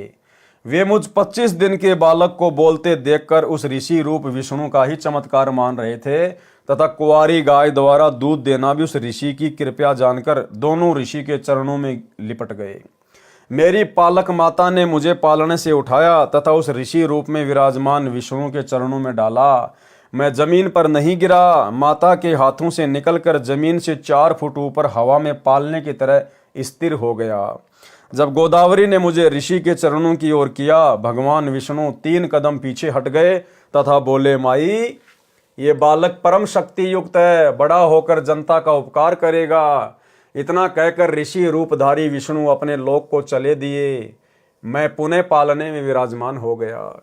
उस वाल्मीकि दंपति कालू तथा गोदावरी ने मेरा हवा में स्थित होना भी ऋषि का ही करिश्मा जाना। इस कारण से मुझे कोई अवतारी पुरुष नहीं समझ सके। मैं भी यही चाहता था कि ये मुझे एक साधारण बालक ही समझें, जिससे इनकी वृद्ध अवस्था का समय मेरे लालन पालन में बीत जाए। और देखो भाइयों और बहनों, कितना दयालु परमात्मा है। उस कालू ने और उसकी पत्नी गोदावरी ने द्वापर युग में परमात्मा से उस समय नाम दीक्षा नहीं ली। उसके बावजूद भी भाइयों और बहनों, परमात्मा ने उनको अपने परम भगत के रूप में जन्म दिया, सम्मन और नेकी के रूप में। उसी सम्मन को फिर आगे अब्राहिम सुल्तान का जन्म दिया। तो भाइयों और बहनों, जरूरी नहीं है कि यह परमात्मा जब कोई इससे उपदेश लेगा तो ही उनको सर्व लाभ देगा, उन आत्माओं का उद्धार करेगा। ये सब कुछ परमात्मा ने पहले से ही निर्धारित किया हुआ है। जिस समय हम अपने पिता से धोखा करके सतलोक से काल के साथ आए थे, उसी समय इस कबीर परमात्मा सतगुरु रामपाल जी ने हमारे सतलोक वापस जाने का दिन समय निश्चित कर दिया था। उस बीच के समय में तो केवल हमने सजा भोगनी है, सजा कि अपने बाप के साथ में गद्दारी करने की, अपने भगवान के अंदर दोष देखने की कितनी बड़ी सजा मिलती है। ये जो अनंत करोड़ युगों से आप और हम भाई बहन जो यहाँ पर करोड़ों बार 84 लाख योनियों के कष्ट, करोड़ों बार स्त्री और पुरुष बनकर हमने जो असहनीय पीड़ाएं झेली है, कष्ट सहे हैं, ये हम वो सजा भोग रहे हैं। अपने पिता से गद्दारी करने की। और जिस जिस आत्मा का वो समय पूरा हो जाएगा सजा का, परमेश्वर 100 बहाने बनाकर उस आत्मा को सतलोक में ले जाएंगे। मैं शिशु काल में ही तत्व ज्ञान की वाणी उच्चारण करने लगा। उस नगरी में अकाल गिर गया। मेरे माता पिता मुझे लेकर बनारस काशी आए तथा वहां रहने लगे। कलयुग में कालू का जन्म सम्मन रूप में तथा गोदावरी का जन्म नेकी के रूप में दिल्ली में हुआ। जो कबीर जी की शरण में आए उनका एक पुत्र सेऊ शिव भी परमात्मा की शरण में आया। काशी नगर में एक सुदर्शन नाम का वाल्मीकि जाति का पुण्यात्मा मेरी वाणी सुनकर बहुत प्रभावित हुआ। मैंने सुदर्शन भगत को सृष्टि रचना सुनाई। सुदर्शन मेरी हम उम्र था। उस समय मेरी लीलामय आयु 12 वर्ष की थी। जब काशी के विद्वानों से ज्ञान चर्चा होती थी, सुदर्शन भी मेरे साथ जाता था। एक दिन सुदर्शन ने कहा, हे करुणामय, आप जो ज्ञान सुनाते हो इसका समर्थन कोई भी ऋषि नहीं करता। आपके ज्ञान पर कैसे विश्वास हो? हे करुणामय, आप ऐसी कृपा करो जिससे मेरा भ्रम दूर हो जाए। हे धर्मदास, मैंने उस प्यारी आत्मा सुदर्शन को सतलोक के दर्शन कराए। आपकी तरह उसको भी 3 दिन तक ऊपर के सर्वलोकों में ले गया। सुदर्शन का पंच भौतिक शरीर अचेत हो गया। सुदर्शन भी अपने माता पिता का इकलौता पुत्र था। अपने इकलौते पुत्र को मृत तुल्य देखकर उसके माता पिता विलाप करने लगे तथा हमारे घर आकर मेरे माता पिता से झगड़ा करने लगे। कहा कि तुम्हारे करुण ने हमारे बच्चे को जादू जंत्र कर दिया, वह सेवड़ा है, हमारा पुत्र मर गया तो हम आपके विरुद्ध राजा को शिकायत करेंगे। मेरे माता पिता ने मेरे से उन्हीं के सामने पूछा, हे करुण, सच बता, तूने क्या कर दिया उस सुदर्शन को? मैंने कहा, वह सतलोक देखना चाहता था, इसलिए उसे सतलोक दर्शन के लिए भेजा है। शीघ्र ही लौट आएगा। कई वैद्य बुलाए, कई झाड़ फूक करने वाले बुलाए, कोई लाभ नहीं हुआ। तीसरे दिन सुदर्शन के माता पिता रोते हुए मेरे पास आए। बोले, बेटा करुण, हमारे पुत्र को ठीक कर दे, हम तेरे आगे हाथ जोड़ते हैं। मैंने कहा, माई, तुम्हारा पुत्र नहीं मरेगा। मेरे परमेश्वर कबीर साहिब को अपने साथ अपने घर ले गए। मेरे माता पिता भी साथ गए। आसपास के व्यक्ति भी वहां उपस्थित थे। मैंने सुदर्शन के शीश को पकड़कर हिलाया तथा कहा, हे सुदर्शन, वापिस आ जा, तेरे माता पिता बहुत व्याकुल हैं। इतना कहते ही सुदर्शन ने आंखें खोली, चारों ओर देखा, अपने सिर की ओर मुझे नहीं देख सका। उठ बैठकर बोला, परमेश्वर करुणा में कहाँ है? रोने लगा, कहाँ गए परमेश्वर करुणा में? उपस्थित व्यक्तियों ने पूछा, क्या करुण को ढूंढ रहा है? देख, यहां बैठा है तेरे पीछे। मुझे देखते ही चरणों में शीश रखकर विलाप करने लगा तथा रोता हुआ बोला, हे काशी के रहने वालों, ये पूर्ण परमात्मा है। ये सर्व सृष्टि रचनहार अपने शहर में विराजमान है। आप इसे नहीं पहचान रहे। और भाई और बहनों, हम सभी सत्सेवक भाई बहन पिछले 8-10 वर्षों से चिल्ला चिल्ला कर वीडियो बना बना के, दुनिया तो खैर कहाँ समझेगी, हम अपने भगत भाई बहनों को समझाने का प्रयास कर रहे हैं। जो भगत भाई बहन सतलोक आश्रमों से जुड़े हुए हैं, वो भाई बहन भी आज अपने गुरुदेव को परमात्मा के रूप में नहीं मान रहे, नहीं पहचान रहे, नहीं समझ रहे। ये मेरे साथ ऊपर के लोक में गया। ऊपर के लोक में ये पूर्ण परमात्मा के रूप में एक सफेद गुंबद में विराजमान है। यही दोनों रूपों में लीला कर रहा है। सर्व व्यक्ति कहने लगे, इस कालू के पुत्र ने भिखू के पुत्र पर जादू कर दिया है, जिस कारण से इसका दिमाग चल गया है। इस करुण को ही परमात्मा कह रहा है, भला हो भगवान का भिखू का बेटा जीवित हो गया, नहीं तो बेचारों का कोई बुढ़ापे का सहारा ही नहीं था। ये कहकर सर्व अपने अपने घर चले गए। भिखू तथा उसकी पत्नी सुखवंती अपने पुत्र को जीवित देखकर अति प्रसन्न हुए। भगवान विष्णु का प्रसाद बनाया, पूरे मोहल्ले में बांटा गया। सुदर्शन ने मुझसे उपदेश लिया। अपने माता पिता भिखू तथा सुखी को भी मेरे से उपदेश लेने को कहा। दोनों ने बहुत विरोध किया तथा कहा, ये कालू का पुत्र पूर्ण परमात्मा नहीं है बेटा, इसने तेरे ऊपर जादू जंत्र करके मूर्ख बनाया हुआ है। भगवान विष्णु से बड़ा कोई नहीं है। सुदर्शन ने मुझसे कहा, है प्रभु कृपया मुझे अपनी शरण में रखना। मेरे माता पिता का कोई दोष नहीं है। सर्व मानव समाज इसी ज्ञान पर अटका है। जिस पर आपकी कृपा होगी केवल वही आपको जान व मान सकता है। जिस पर आपकी कृपा होगी केवल वही आपको जान व मान सकता है। तो भाई और बहनों, सत्कर्म मान लेना। इस कलयुग की बिचली पीढ़ी में केवल साध संगति से जुड़े हुए सत्सेवक भाई बहनों के ऊपर ही कबीर परमेश्वर सतगुरु रामपाल जी की असीम दया और कृपा हुई है। जो गुरुदेव ने हम सत्सेवकों से अपनी पहचान करवाई है, हम उनको पहचान गए हैं, जान गए हैं। अन्यथा शतलोक आश्रमों से जुड़े हुए भाई बहन केवल उन्हें अपना गुरु मानते हैं, केवल एक मानुष मानते हैं, माँ के गर्भ से जन्म लेकर आया हुआ व्यक्ति। जिस पर आपकी कृपा होगी केवल वही आपको जान व मान सकता है। इस काल ब्रह्म ने तो पूरे विश्व ब्रह्मा विष्णु शिव सहित को भ्रमित किया हुआ है। हे धर्मदास, सुदर्शन भगत ने काल के जाल को समझकर सच्चे मन से मेरी भक्ति की तथा मेरा साक्षी बना कि पूर्ण परमात्मा कोई अन्य है जो ब्रह्मा विष्णु तथा शिव से भिन्न तथा अधिक शक्तिशाली है। हे धर्मदास, पांडवों की अश्वमेघ यज्ञ को जिस सुदर्शन द्वारा संपूर्ण की गई कथा आप सुनते हो, ये वही सुदर्शन वाल्मीकि मेरा शिष्य था। द्वापर युग में मैं 404 वर्ष तक करुणामय शरीर में लीला करता रहा तथा सह शरीर सतलोक चला गया। फिर धर्मदास जी ने प्रसन्न किया। धर्मदास ने प्रश्न किया, हे प्रभु आपकी कृपया द्वापर युग में और किन किन पुण्यात्माओं पर हुई? उत्तर दिया गुरुदेव भगवान ने। कबीर परमेश्वर कबीर देव ने कहा, द्वापर युग में एक चंद्र विजय नामक राजा की रानी इंद्रमती को पार किया तथा राजा चंद्र विजय पर भी कृपा की। परमेश्वर कबीर जी द्वारा बताई रानी इंद्रमती को पार करने वाली कथा लेखक संत रामपाल दास जी महाराज के शब्दों में। द्वापर युग में इंद्रमती को शरण में लेना।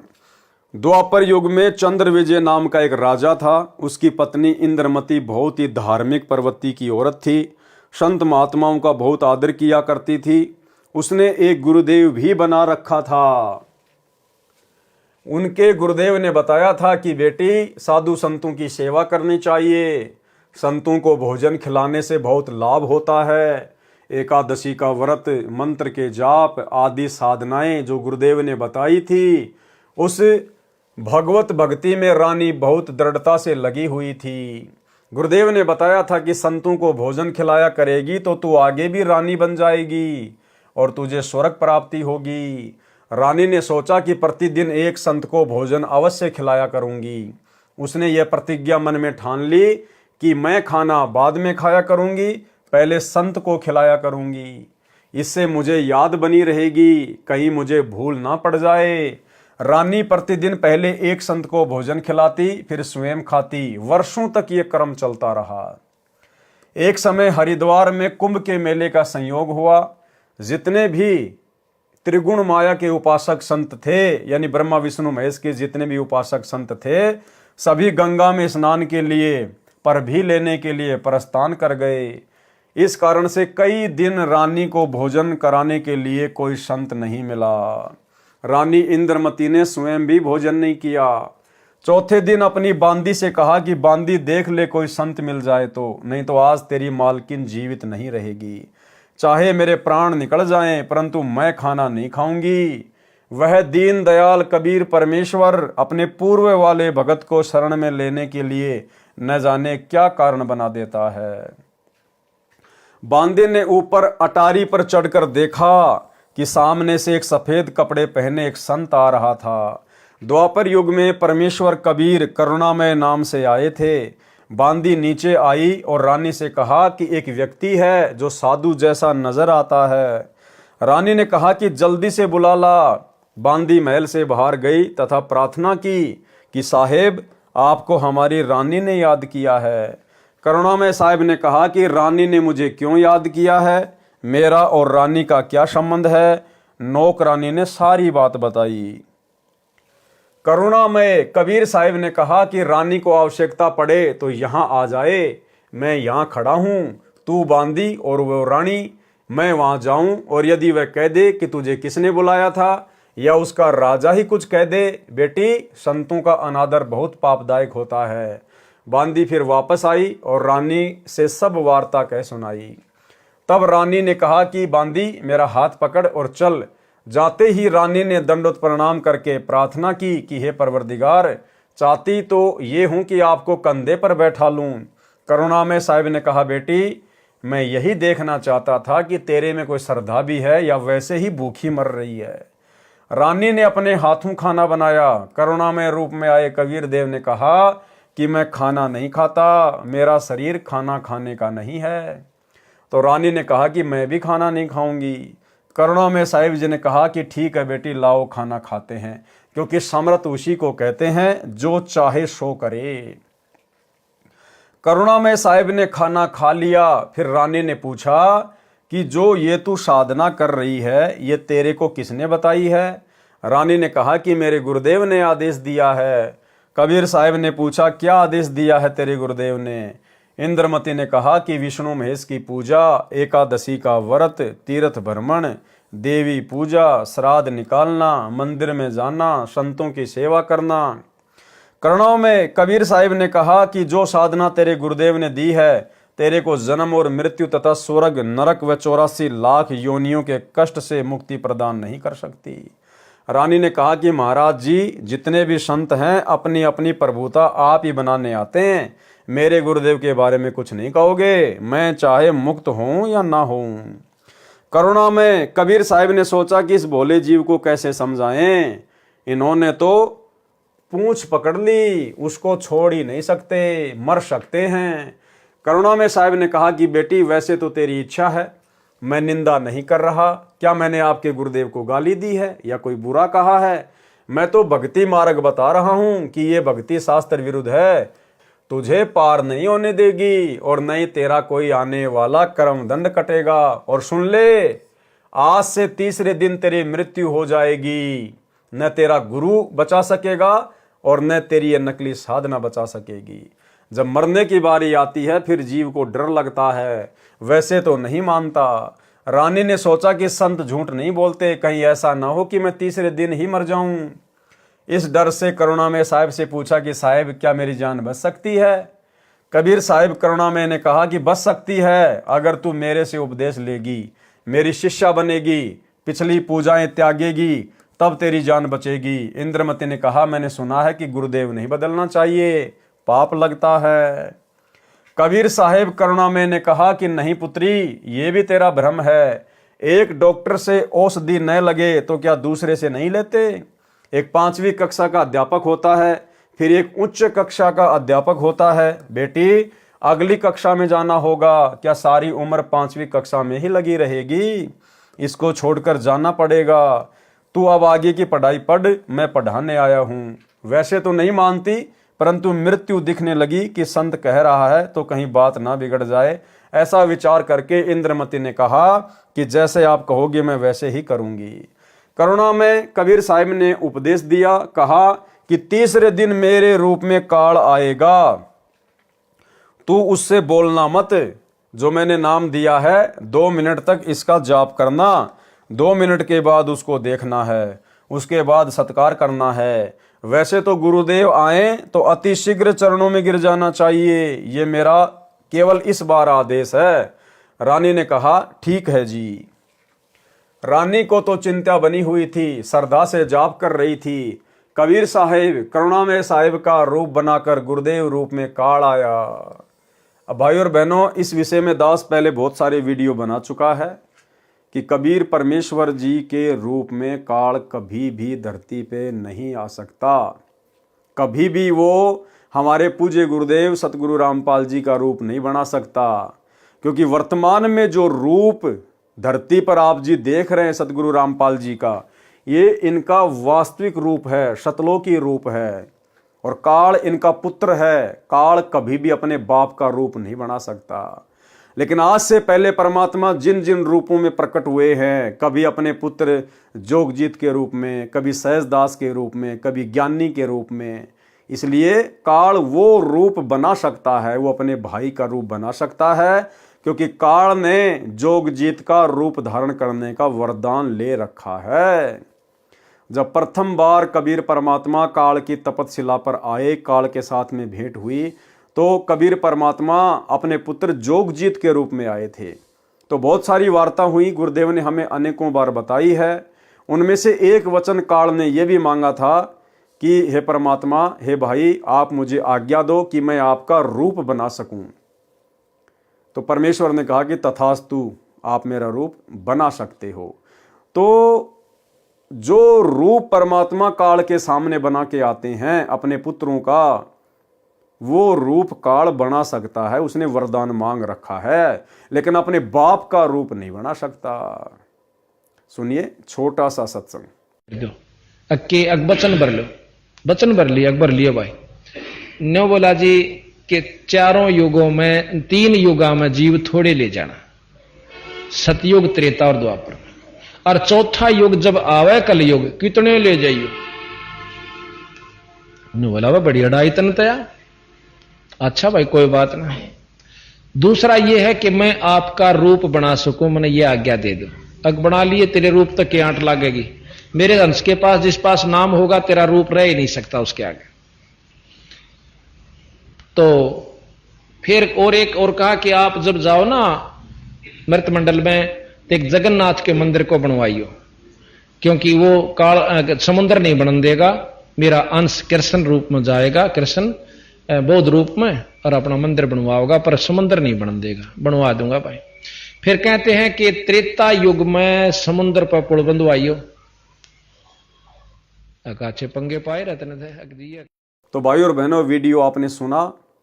जिस समय द्वापर युग में परमात्मा ने रानी इंद्रमती को अपनी शरण में लिया था, जिस रूप में वो गए थे, उस समय भाई और बहनों परमात्मा का रूप काल ने नहीं बनाया था। केवल इंद्रमती को डरा धमकाकर अपनी शरण में लेने के लिए सारा खेल परमात्मा ने खेला था। आवाज लगाई इंद्रमती, इंद्रमती। उसको तो पहले ही डर था, सुमरण करती रही, काल की तरफ नहीं देखा। 2 मिनट के बाद जब देखा तो काल का स्वरूप बदल गया। काल का ज्यों का त्यों चेहरा दिखाई देने लगा। करुणा में साहिब का स्वरूप नहीं रहा। जब काल ने देखा कि तेरा तो स्वरूप ही बदल गया, वह जान गया कि इसके पास कोई शक्ति युक्त मंत्र है। ये कहकर चला गया कि तुझे फिर देखूंगा। अब तो बच गई। रानी बहुत खुश हुई, फूली नहीं समाई। कभी अपनी बांदियों को कहने लगी कि मेरी मृत्यु होनी थी, मेरे गुरुदेव ने मुझे बचा लिया। राजा के पास गई तथा कहा कि आज मेरी मृत्यु होनी थी, मेरे गुरुदेव ने रक्षा कर दी, मुझे लेने के लिए काल आया था। राजा ने कहा कि तू ऐसे ही ड्रामे करती रहती है, काल आता तो क्या तुझे छोड़ जाता? ये संत वैसे बहका देते हैं, अब इस बात को वह कैसे माने। खुशी खुशी में रानी लेट गई। कुछ देर के बाद सर्प बनकर काल फिर आया और रानी को डस लिया। जो ही सर्प ने डसा, रानी को पता चल गया। रानी जोर से चिल्लाई, मुझे सांप ने डस लिया। नौकर भागे। देखते देखते एक मोरी पानी निकालने का छोटा छिद्र में से वह सर्प घर से बाहर निकल गया। अपने गुरुदेव को पुकार कर रानी बेहोश हो गई। करुणा में कबीर साहिब वहां प्रकट हो गए। लोगों को दिखाने के लिए मंत्र बोला। वे तो बिना मंत्र भी जीवित कर सकते हैं, किसी जंत्र मंत्र की आवश्यकता नहीं है। इंद्रमती को जीवित कर दिया। रानी ने बड़ा शुक्र मनाया कि हे बंदी छोड़, यदि आज आपकी शरण में नहीं होती तो मेरी मृत्यु हो जाती। भाई और बहनों, इस घटना को जन्म देकर ऐसी लीला करके परमात्मा ने इंद्रमती को भक्ति मार्ग पर दृढ़ कर दिया। साहिब ने कहा कि इंद्रमती, इस काल को मैं तेरे घर में घुसने भी नहीं देता और यह है तेरे ऊपर हमला भी नहीं करता, परंतु तुझे विश्वास नहीं होता। तू ये सोचती कि मेरे ऊपर कोई आपत्ति नहीं आनी थी, गुरुजी ने मुझे बहकाकर नाम दे दिया, इसलिए तेरे को थोड़ा सा झटका दिखाया है। क्या कह रहे परमात्मा? इसलिए तेरे को थोड़ा सा झटका दिखाया है। यानी परमेश्वर ने जानबूझकर काल का रूप बनाकर, सर्प का रूप बनाकर वो लीला की थी। नहीं तो बेटी तेरे को विश्वास नहीं होता। धर्मदास यहां घना अंधेरा, बिन परचे यानी शक्ति प्रदर्शन, जीव यम का चेहरा। तो परमेश्वर ने जानबूझकर शक्ति का प्रदर्शन किया था। अन्यथा अगर जोगजीत का भी रूप ये काल बनाएगा तो भाई और बहनों ये त्रिकुटी पे बनाएगा। त्रिकुटी से पहले ये कुछ नहीं करता, जीव को नहीं छेड़ता, ये त्रिकुटी पर रूप बनाएगा, वहां पे ठगेगा ये। कबीर साहिब करुणामय ने कहा कि अब जब मैं चाहूंगा तब तेरी मृत्यु होगी। गरीबदास जी कहते हैं कि गरीब काल डरे करतार से, जय जय जय जगदीश, जोरा जोरी झाड़ती पगरज डारे शीस। ये काल कबीर परमेश्वर से डरता है और ये मौत कबीर साहिब के जूते झाड़ती है, अर्थात नौकर तुल्य है। फिर उस धूल को अपने सिर पर लगाती है कि आप जिसको मारने का आदेश दोगे उसके पास जाऊंगी, नहीं मैं नहीं जाऊंगी। अब बताओ ये मौत कितनी डरती है और ये काल कितना डरता है परमात्मा से, फिर भला ये परमात्मा का रूप कैसे बना लेगा। इसलिए वर्तमान में सतगुरु रामपाल जी अपने वास्तविक सतलोकी रूप में हैं और इनका रूप भाई ये काल ना तो यहां बना सकता ना त्रिकुटी पे बना सकता। गरीब काल जो पीसना जोरा है पणिहार, ये दो असल मजूर हैं मेरे साहिब के दरबार। ये काल जो यहाँ का 21 ब्रह्मांड का भगवान ब्रह्म है, जो ब्रह्मा विष्णु महेश का पिता है, ये तो मेरे कबीर साहिब का आटा पीसता है। अब बताओ भगवान का आटा पीसने वाला कैसे भगवान का रूप बना लेगा। अर्थात पक्का नौकर है और जोरा यानी मौत मेरे कबीर साहिब का पानी भरती है, अर्थात एक विशेष नौकरानी है। ये दो असल मजूर मेरे साहिब के दरबार में हैं। कुछ दिनों के बाद करुणामय कबीर साहिब फिर आए, रानी इंद्रमती को शतनाम प्रदान किया। फिर कुछ समय के उपरांत करुणामय साहिब ने रानी इंद्रमती की अति श्रद्धा देखकर सारनाम दिया, परम पद की उपलब्धि करवाई। परमेश्वर करुणामय रूप से रानी के घर दर्शन देने जाते रहते थे तो इंद्रमती प्रार्थना किया करती थी कि मेरे पति राजा को समझाओ मालिक, ये भी मान जाए, आपके चरणों में आ जाए तो मेरा जीवन सफल हो जाएगा। अब ये भी जीव की कमजोरी होती है कि मेरा पति भी आपके चरणों में आ जाए तो मेरा जीवन सफल हो जाए, ये भी जीव की एक कमजोरी होती है। चंद्र विजय से कबीर साहिब ने प्रार्थना की कि चंद्र विजय आप भी नाम लो, ये 2 दिन का राज और ठाट है, फिर 84 लाख योनियों में प्राणी चला जाएगा। चंद्र विजय ने कहा कि भगवान मैं तो नाम लूं नहीं और आपकी शिष्या को मना करूं नहीं, चाहे सारे खजाने को ही दान करो, चाहे किसी प्रकार का सत्संग करवाओ, मैं मना नहीं करूंगा। कबीर साहिब करुणामय ने पूछा आप नाम क्यों नहीं लोगे। चंद्र विजय राजा ने कहा कि मैंने तो बड़े बड़े राजाओं की पार्टियों में जाना पड़ता है।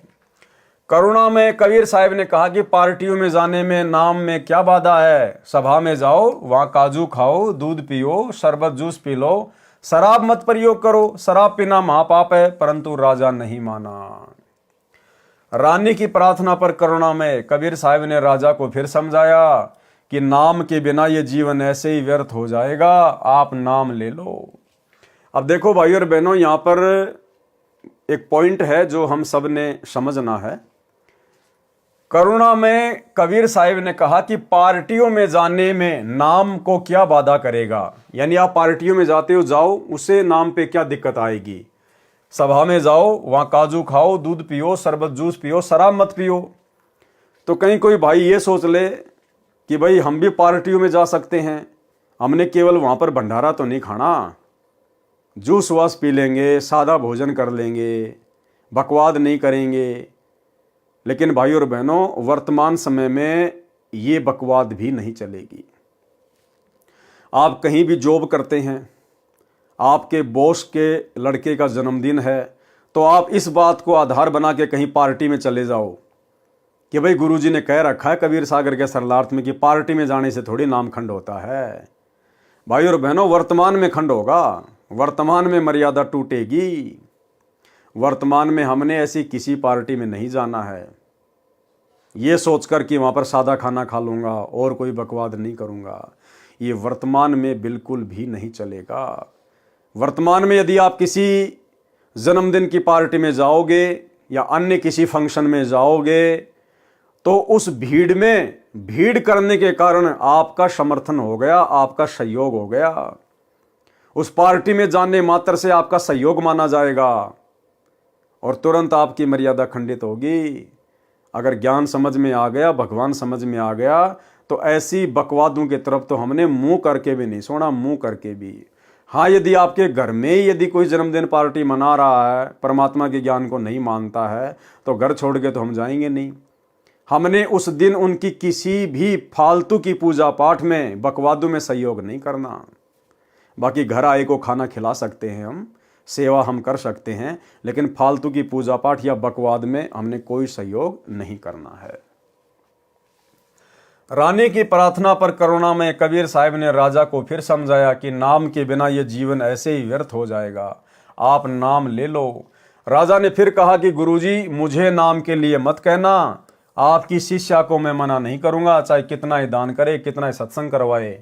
साहिब ने कहा कि बेटी, इस 2 दिन के झूठे सुख को देखकर इसकी बुद्धि भ्रष्ट हो चुकी है। तू प्रभु के चरणों में लगी रहे, अपना आत्म कल्याण करवा। मृत्यु के उपरांत कोई किसी का पति नहीं, कोई किसी की पत्नी नहीं। 2 दिन का संबंध है, अपना कर्म बना बेटी। जब इंद्रमती 80 वर्ष की बूढ़ी हुई, कहाँ 40 साल की उम्र में मर जाना था। जब शरीर भी हिलने लगा, तब करुणा में कबीर साहिब बोले, अब बोल इंद्रमती, क्या चाहती है? चलना चाहती है सतलोक? इंद्रमती ने कहा कि प्रभु तैयार हूं, बिल्कुल तैयार हूं दाता। करुणा में साहिब ने कहा कि तेरे पोते या पोती या किसी अन्य सदस्य में कोई ममता तो नहीं है? रानी ने कहा, बिल्कुल नहीं साहेब, आपने ज्ञान ही ऐसा निर्मल दे दिया, इस गंदे लोक की क्या इच्छा करूं। कबीर साहिब करुणा में जी ने कहा कि चल बेटी। रानी प्राण त्याग गई। भाई और बहनों, आने वाले समय में इस सत भक्ति के प्रभाव से, मर्यादा में रहकर आजीवन भक्ति करने के प्रभाव से, आने वाले समय में आप और हम भगत भाई बहनों के भी इसी प्रकार से शरीर छूटेंगे। ना कोई बीमारी से, ना कोई रोग से, ना एक्सीडेंट से, ना लड़ाई झगड़े से।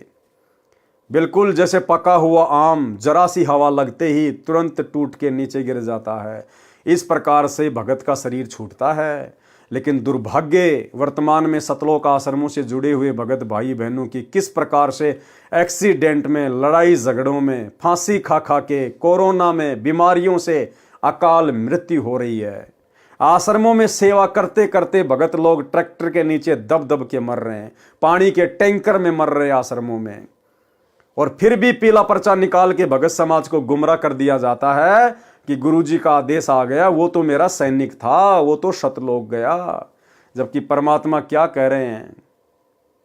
ये मौत परमात्मा के हुक्म से चलती है कि हे परमेश्वर, आप जिसके पास जाने को कहोगे उसी के पास जाऊंगी, अन्यथा आपके भगत को हाथ भी नहीं लगाऊंगी। और भाई और बहनों, अगर भक्तों की मौत भी इसी प्रकार से भक्तिहीन जगत वाले लोगों की तरह एक्सीडेंट में या अन्य किसी बीमारी से तड़प तड़प के होगी, फिर एक भक्ति करने वाले भगत में और बकवाद करने वाले जगत के व्यक्ति में भला क्या अंतर हो गया?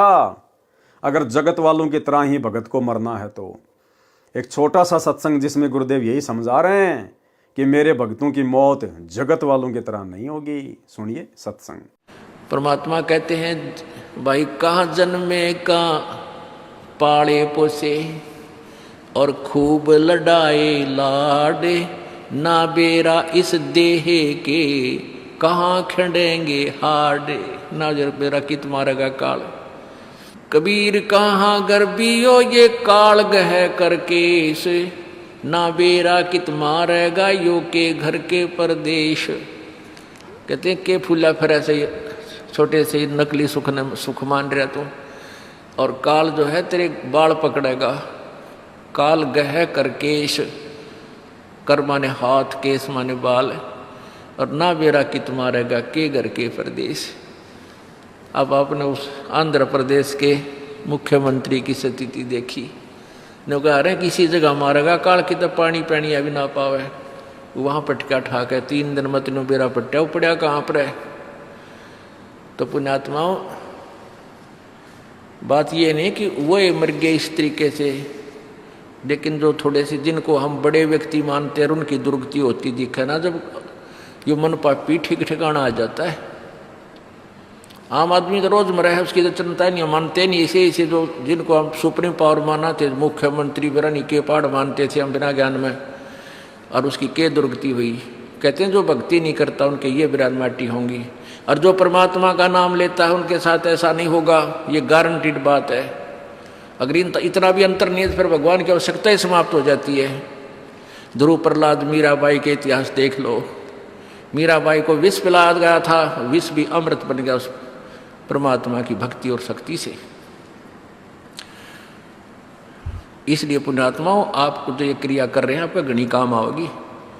अब तो आपको ना इतना महसूस हो रहा है, लेकिन आने वाले समय में कहते हैं कल्पे कारण कौन है, कर सेवा भी काम, और मन इच्छा फल देऊंगा जो पड़े मेरे ते काम। आपका मित्र है मुख्यमंत्री, आपका मित्र है प्रधानमंत्री, आपका एक्सीडेंट हो जाता है, एक्सीडेंट में मृत्यु हो जाती है, वो नहीं बचा सकता, चाहे आपको कितना ही निकटतम है, वो स्वयं अपनी जान नहीं बचा सकता। तो वहाँ धनी का रोल शुरू हो जाता है, जहाँ परमात्मा का रोल शुरू होता है, जो ऐसे स्थान पर आपकी रक्षा करेगा। तो हमने इन अन्य सहारों को त्याग कर परमात्मा का आसरा ही लेना चाहिए। तो भाई और बहनों, आप और हमने तो गुरुदेव की मर्यादा में रह के भक्ति करके, और हमने तो सहज मृत्यु को प्राप्त होना है, सहज मृत्यु को। और ये पहचान है, जब तक भगत सहज मृत्यु को प्राप्त नहीं होगा वो कभी भी सतलोक नहीं जा सकता। परमेश्वर कबीर जी करुणा में रानी इंद्रमती की आत्मा को ऊपर ले गए। इसी ब्रह्मांड में एक मानसरोवर है, उस मानसरोवर में इस आत्मा को स्नान कराना होता है। इंद्रमती को वहां पर कुछ समय तक रखा। करुणामय रूप में कबीर परमेश्वर जी ने रानी से पूछा कि तेरी कुछ इच्छा तो नहीं है? यदि इच्छा रही तो दोबारा जन्म देना पड़ेगा। यदि मन में संतान व संपत्ति या पति पत्नी आदि की इच्छा थोड़ी सी भी रह गई तो आत्मा सतलोक नहीं जा सकती। इंद्रमती ने कहा, साहेब आप तो अंतर्यामी हो, कोई इच्छा नहीं है, आपके चरणों की इच्छा है। केवल एक मन में शंका बनी हुई है कि मेरा जो पति था उसने मुझे किसी भी धार्मिक कर्म के लिए कभी मना नहीं किया, नहीं तो आजकल के पति अपनी पत्नियों को बाधा कर देते हैं। यदि वह मुझे मना कर देता तो मैं आपके चरणों में नहीं लग पाती, मेरा कल्याण नहीं होता। उसका इस शुभ कर्म में सहयोग का कुछ लाभ मिलता हो तो कभी उस पर भी दया करना दाता। अब भाई और बहनों, ये भी कमजोरी है। हमने केवल शिक्षा लेनी है, शिक्षा। ये कथाएं हमारे मनोरंजन के लिए नहीं है, हर एक कथा का एक सारांश निकलता है। यदि वर्तमान में कलयुग की बिचली पीढ़ी में गुरुदेव के द्वारा इतना अनमोल गूढ़ ज्ञान परमाणु सहित देने के बावजूद भी यदि आप और हम भगत भाई बहनों की अंत काल में अगर इंद्रमती की तरह जरा भी अपने परिवार के किसी सदस्य में, पोता पोती में, पति पत्नी में, बेटा बेटी में, कार कोठी या संपत्ति में रह गई जरा सी भी, भले आप छुपा दो, भले आप ऊपरी मन से दिखावा करोगे नहीं परमात्मा, नहीं गुरुदेव मेरी कोई इच्छा नहीं है, लेकिन वो अंतर्यामी है, वो अंदर से देखेगा। और आप परमात्मा को झूठ बोलने के कारण, परमात्मा से छुपाने के कारण डबल दोषी हो जाओगे, डबल दोषी। इसलिए हम भगत भाई बहनों ने ज्ञान को आधार बनाकर यहाँ की किसी भी वस्तु में हमने कोई मोह अंत समय में नहीं लगाना है। केवल परमात्मा के चरण, केवल परमात्मा का सतलोक, केवल परमात्मा की भक्ति, यहां से पीछा छुटवाने का ही प्रयास करना है हमने। करुणामय जी ने देखा कि ये नादान इसके पीछे फिर अटक गई।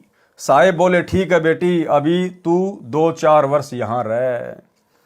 अब 2 वर्ष के बाद राजा भी मरने लगा, क्योंकि नाम ले नहीं रखा था। यम के दूत आए, राजा चौक में चक्कर खाकर गिर गया। यम के दूतों ने उसकी गर्दन को दबाया, राजा की टट्टी और पेशाब निकल गया। करुणा में कबीर परमेश्वर ने रानी को कहा कि देख तेरे राजा की क्या हालत हो रही है। वहां से कबीर परमेश्वर दिखा रहे हैं। तब रानी ने कहा कि देख लो दाता, यदि उसका भक्ति में सहयोग का कोई फल बनता हो तो दया कर लो। रानी को फिर भी थोड़ी सी ममता बनी थी। परमेश्वर कबीर करुणामय ने सोचा कि ये फिर कालजाल में फंसेगी। ये सोचकर मानसरोवर से वहां गए जहां राजा चंद्रविजय अपने महल में अचेत पड़ा था। यमदूत उसके प्राण निकाल रहे थे। कबीर परमेश्वर जी के आते ही यमदूत ऐसे आकाश में उड़ गए जैसे मुर्दे से गिद्ध उड़ जाते हैं। चंद्रविजय होश में आ गया। सामने करुणामय रूप में परमेश्वर कबीर जी खड़े थे। केवल चंद्रविजय को दिखाई दे रहे थे, किसी अन्य को दिखाई नहीं दे रहे थे। चंद्रविजय चरणों में गिरकर याचना करने लगा, मुझे क्षमा कर दो दाता, मेरी जान बचाओ, क्योंकि उसने देखा कि तेरी जान जाने वाली है। जब इस जीव की आंख खुलती है कि अब तो बात बिगड़ गई। राजा चंद्रविजय गिड़गिड़ाता हुआ बोला, मुझे क्षमा कर दो दाता, मेरी जान बचा लो मालिक। कबीर परमेश्वर ने कहा, राजा आज भी वही बात है, उस दिन भी वही बात थी। नाम लेना होगा। राजा ने कहा मैं नाम ले लूंगा जी, अभी ले लूंगा नाम। कबीर परमेश्वर ने नाम उपदेश दिया तथा कहा कि अब मैं तुझे 2 वर्ष की आयु दूंगा, यदि इसमें एक श्वास भी खाली चला गया तो फिर कर्मदंड रह जाएगा। कबीर जीवन तो थोड़ा ही भला, जय सत सुमरण होय, लाख बरस का जीवना लेख धरे न कोई। शुभ कर्म में सहयोग दिया हुआ पिछला कर्म और साथ में श्रद्धा से 2 वर्ष के सुमरण से तथा तीनों नाम प्राप्त करके कबीर साहिब चंद्र विजय को भी पार कर ले गए। बोलो सतगुरुदेव की जय। फिर धर्मदास जी ने प्रश्न किया।